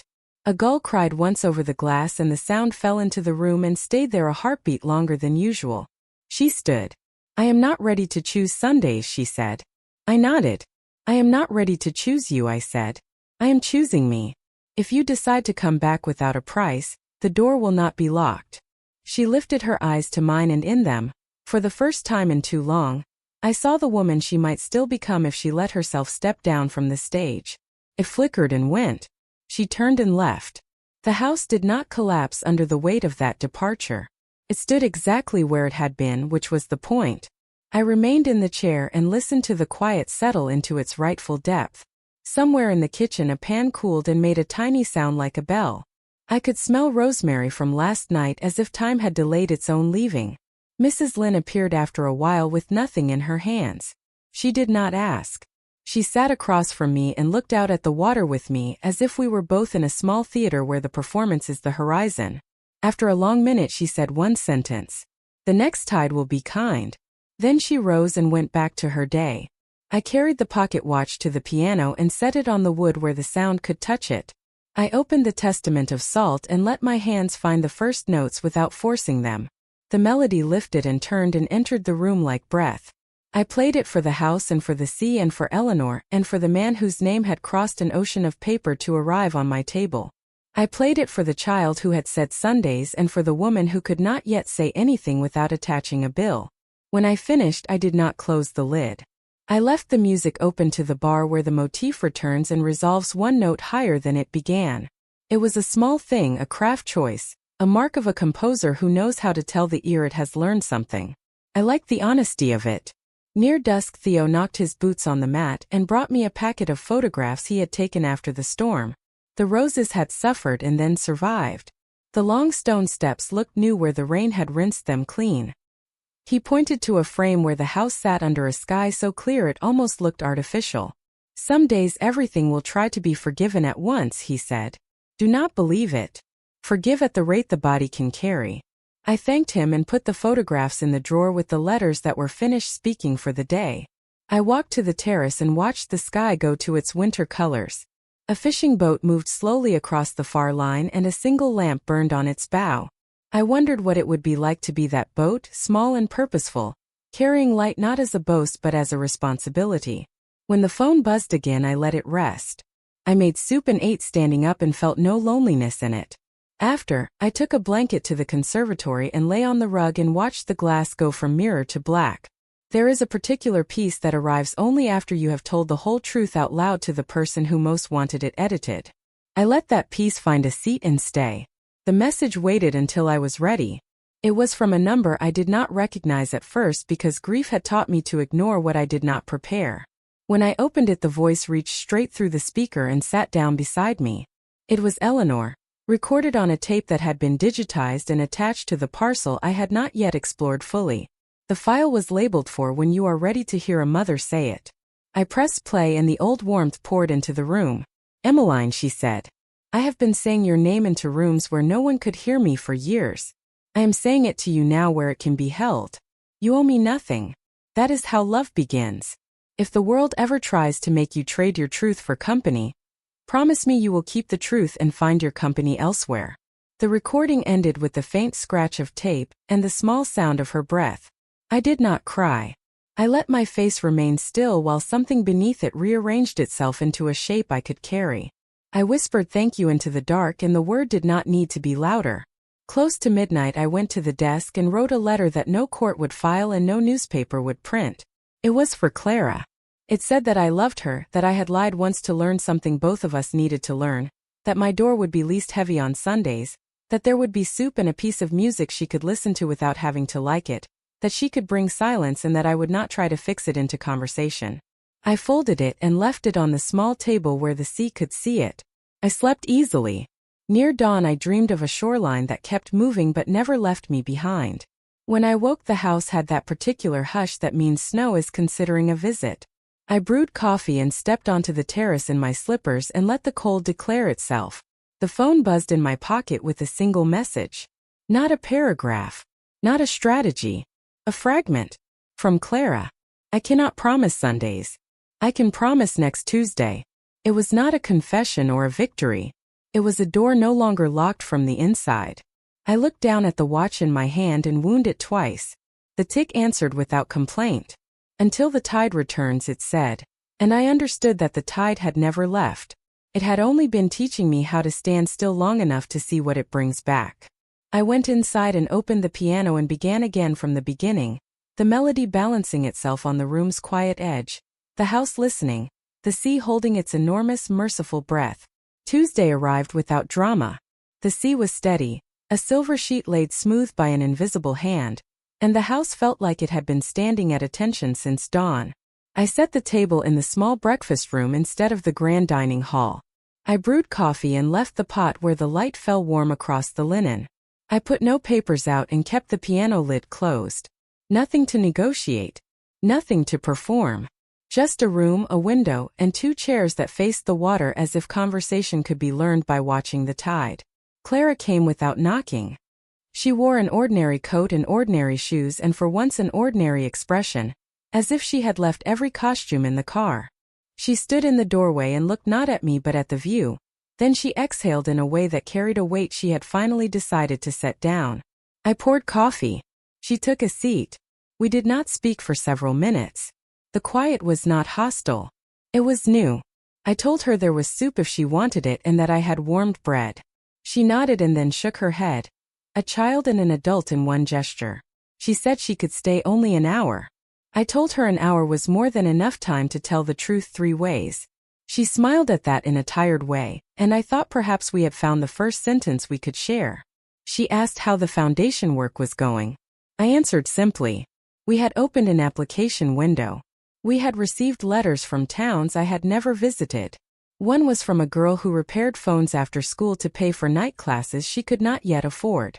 Another was from a woman who had raised 3 sons, and now wanted to learn accounting because she had kept books in her head for 20 years. Clara stirred her coffee and listened. She did not correct my grammar or my optimism.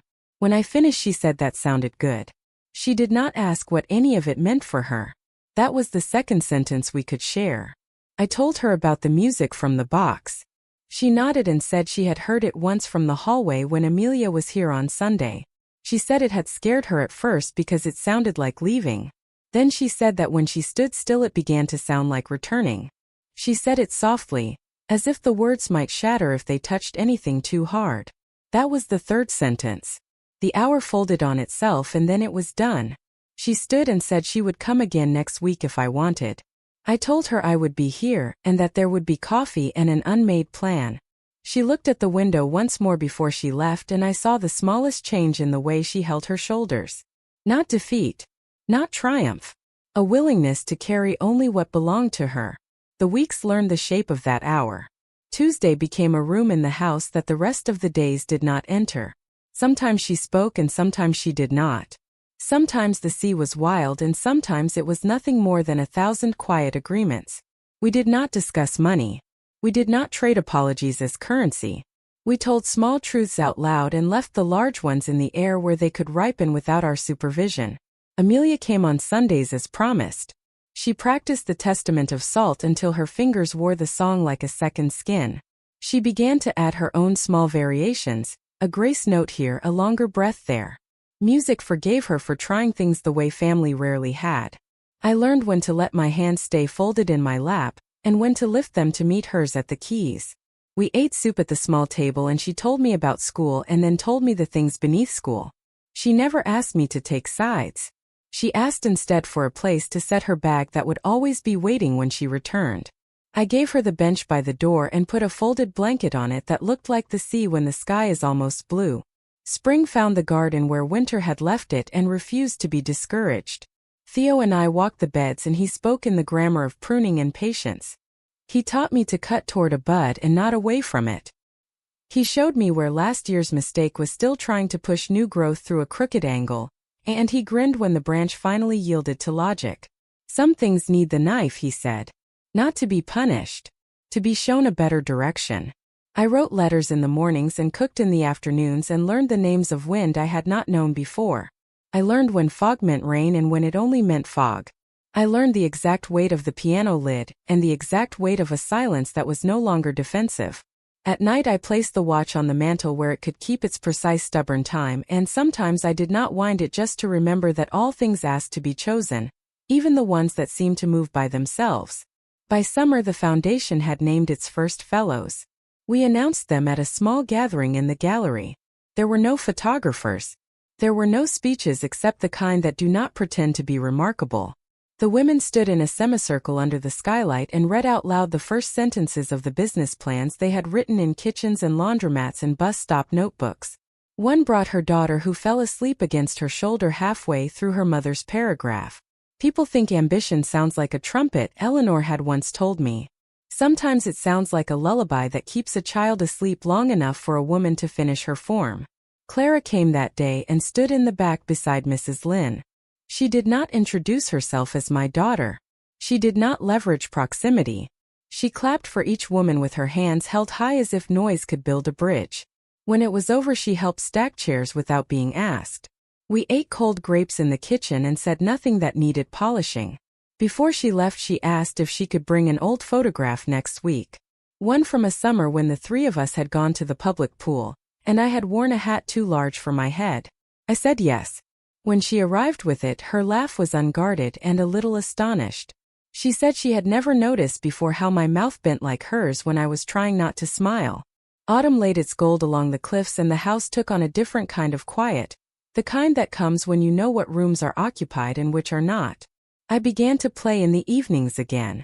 Sometimes I played only one note and let it travel until it returned as something else. Sometimes I played fast and careless like rain when it forgets it is supposed to be romantic. On Tuesdays the coffee remained bitter by design. On Sundays the soup remained simple by desire. Patterns became a comfort rather than a cage. There were bad days.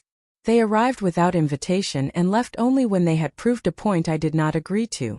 One Tuesday Clara did not come and did not send a message. I waited until the hour ended. Then I closed the window and said her name once into the empty room and did not say it again. She arrived the following week with a face that had not slept and I did not ask what had broken. She sat without speaking and watched the water until the tension in her shoulders surrendered to gravity. When she left, she touched the back of my hand with her fingertip like someone checking whether a person is awake in a hospital bed. The gesture was so small that it felt enormous. Winter returned the way an old friend returns. Early, opinionated, carrying weather in its pockets. The first snow arrived on a day when the sea refused to sit still and the gulls flew inland as if they knew a secret. I laid a fire in the library and read aloud from the letters I had not finished, not because I needed to hear the words but because the house seemed to. I stopped at a line where Eleanor wrote that she had once wanted a life that made sense to other people, and that she had learned to want a life that made sense to her. I put the letter down and let the sentence become air. News stories lost their appetite. The gossip cooled the way tea cools when no one picks up the cup. A few invitations came and I sent thanks without excuses. I learned how to say no with kindness and how to say yes without apologizing to silence for leaving it. On the last Sunday before Christmas, a light snowfall began at noon. Amelia arrived with mittens and a mind full of music. She asked if she could try a duet she had practiced with a friend from school. The friend did not come, but the friend did not need to. I took the lower line and she took the higher, and we braided the Testament of Salt into something slightly new.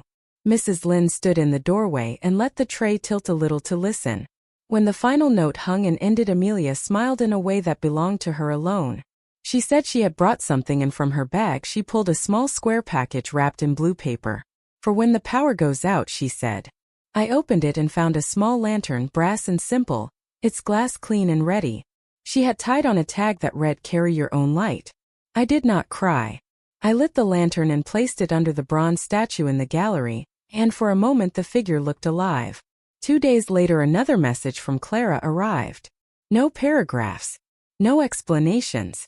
Only a question. "Can I come by on Christmas Eve with the children?" I sent back one word. Yes. After a moment I sent another sentence. "Bring nothing but yourselves." The day came with clear air and a sky that looked polished.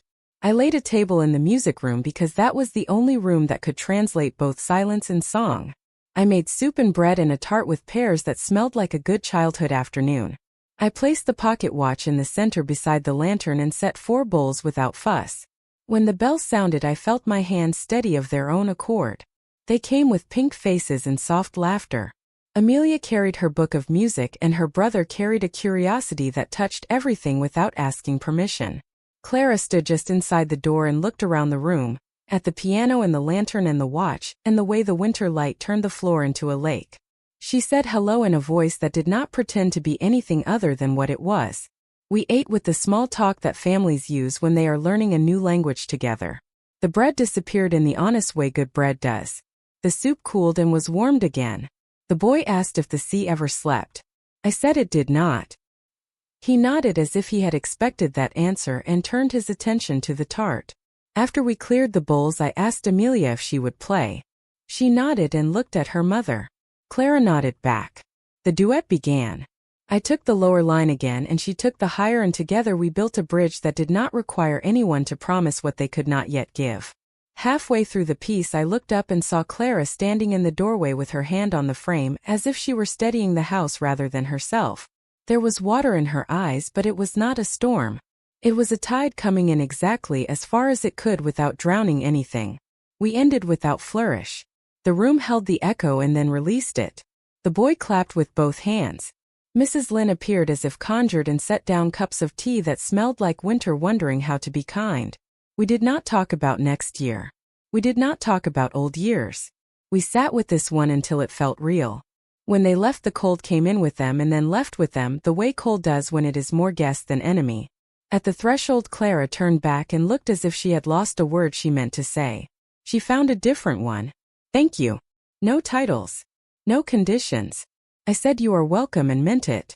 After the door closed I stood alone for a moment in the music room and listened to the house breathe. The lantern under the statue cast a warm oval on the floor. The watch ticked with the same faithful insistence. I wound it twice and set it down.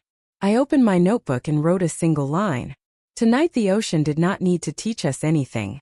Snow began to fall after midnight, a quiet invention that turned the garden into a page. I went to bed with the window cracked so the sea could be present while I slept. In that blue hour before morning I dreamed a simple dream. I was standing at the edge of the cliff with Eleanor on one side and a man with a kind face on the other. None of us spoke. We watched a boat move out into water that did not mind the cold, and when I looked down I realized my hands were empty and I was not afraid. When I woke the watch had kept perfect time. The house was clear and bright and full of ordinary tasks that felt like a ceremony for a life that no longer required witnesses. I made coffee. I fed the fire.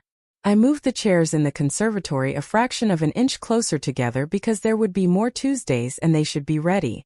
I placed the music back on the stand and left the lid open. I set a spare pair of wool socks on the bench by the door in Amelia's size, because someone who carries music should also have warm feet. The day rose the way a good song rises, not loudly, not timidly, but with the confidence of something that knows its ending and does not feel required to rush. The sea kept its steady argument with the rocks and lost again in the same beautiful way. The gulls drew their rough shapes across the sky and then erased them. I stood in the doorway with the cold around my ankles and the house warm behind me, and felt the true weight of what had been given back. Chosen family is not a batch. It is a practice. It is a table laid without counting. It is a door that can be opened with a hand that has learned to knock softly. It is a song that you leave on the stand because you know someone will return to it and the page should be waiting. I turned from the water and went inside, and the house accepted me as if it had been built for that moment alone.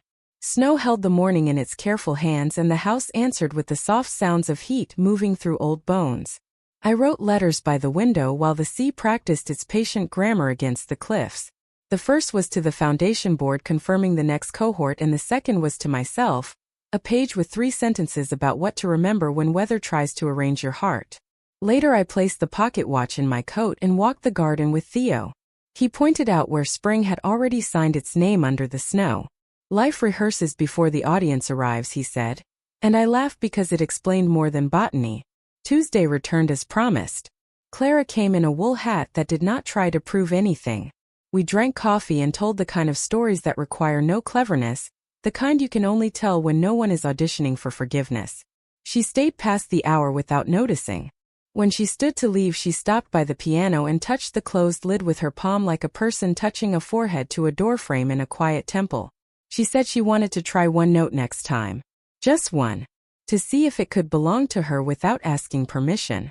I told her the note had been waiting. Storms are honest.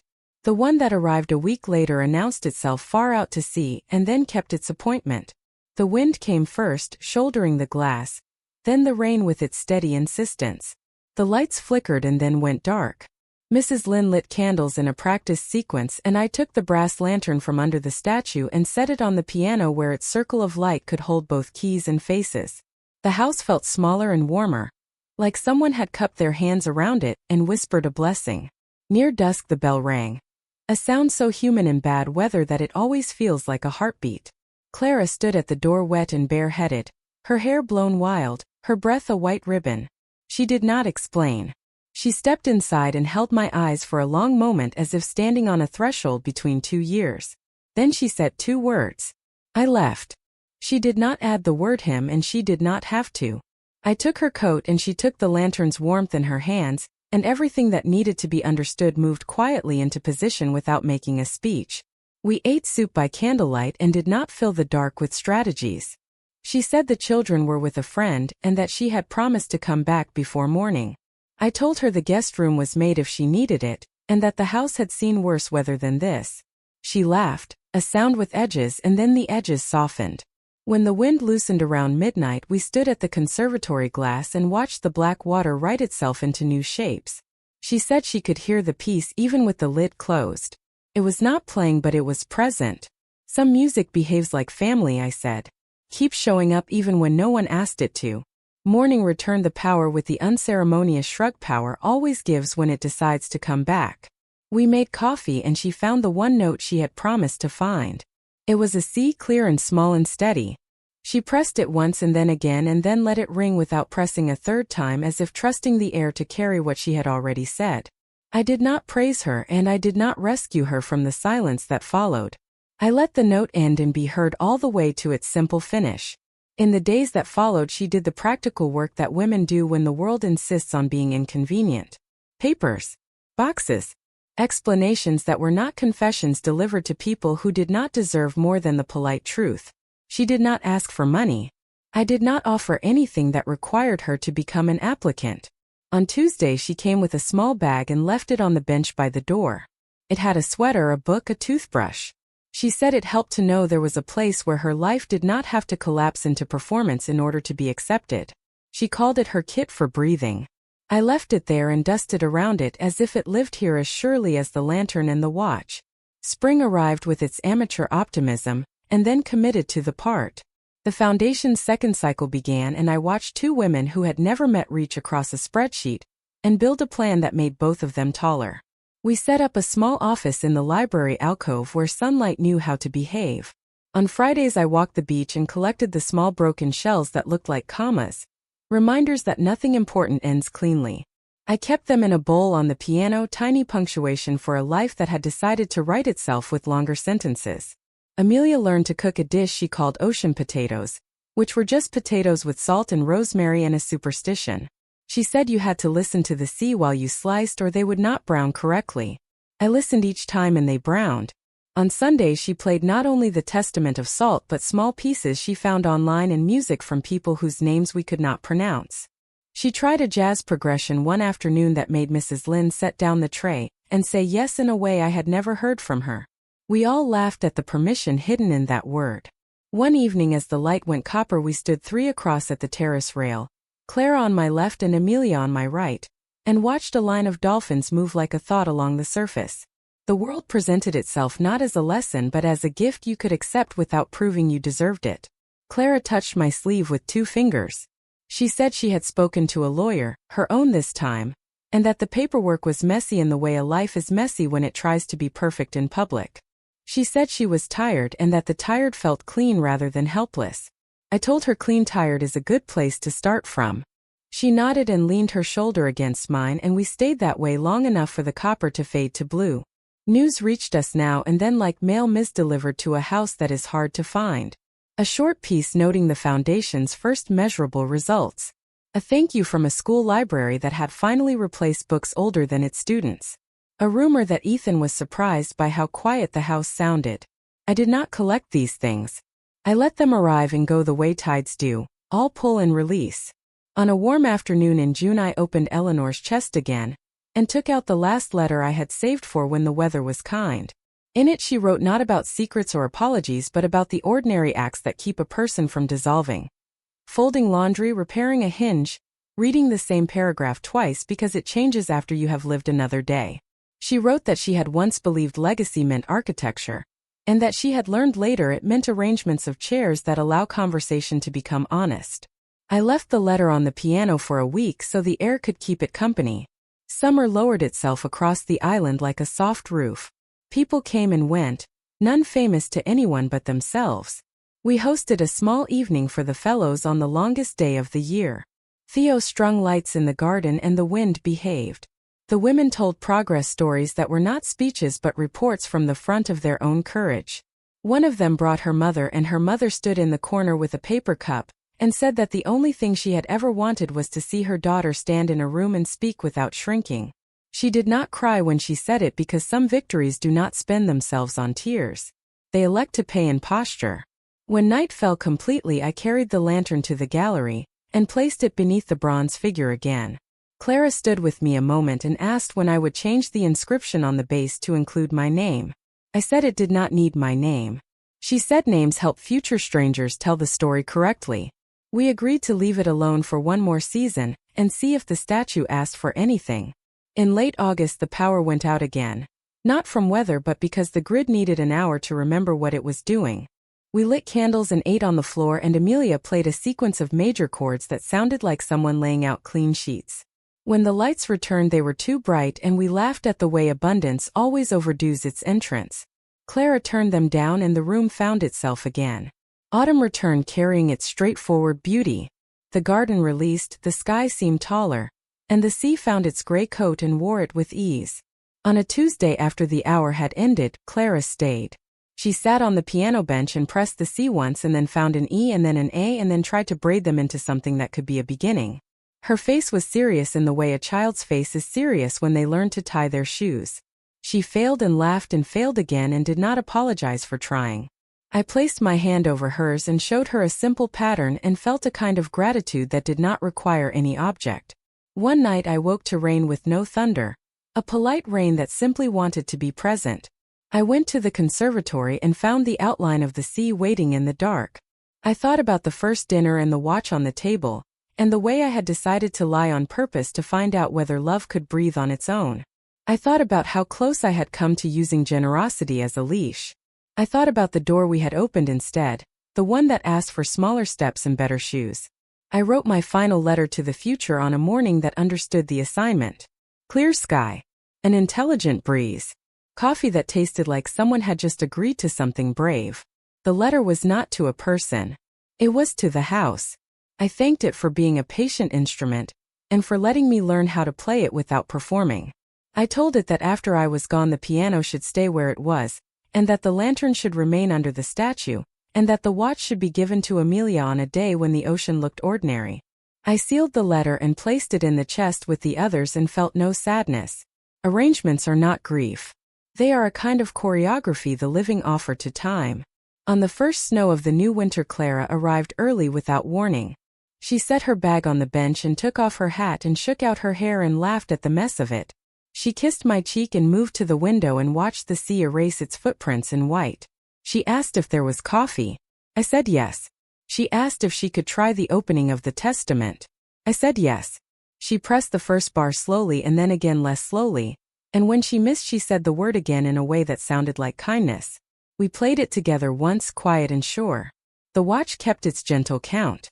The house breathed. The sea continued its work of teaching stone how to listen. I set the table for 3 because habits can be prayers, and we sat and ate soup that had learned the flavor of every season it had served. We did not say the word family. We did not need to. The room knew. Later, after the dishes and the easy order of small tasks, I stepped onto the terrace alone and let the snow touch my face. The wind had very little to say. The water wore its winter voice. I thought of Eleanor standing in this place years ago, rehearsing a decision that would shape a life she never got to witness all the way through. I thought of the man whose melody found me on paper, but had always been inside my hands. I thought of the girl who typed a sentence that hurt and the woman who learned how to read it as a map. I whispered thank you to the air and to the room behind me, and to the hour that would return next Tuesday as faithfully as the tide. I wound the watch twice and heard it answer itself. I went back inside and left the lid of the piano open because there was nothing left to hide and because music is a kind of light you can carry even when the power goes out. Chosen family is a practice, and I practiced it again the next day and the next and the next until practice was the life itself. The sea kept its schedule. The house kept mine. And when I finally slept that night, it was the clean sleep of someone who had told the exact truth at the speed love can bear. Until the tide returns.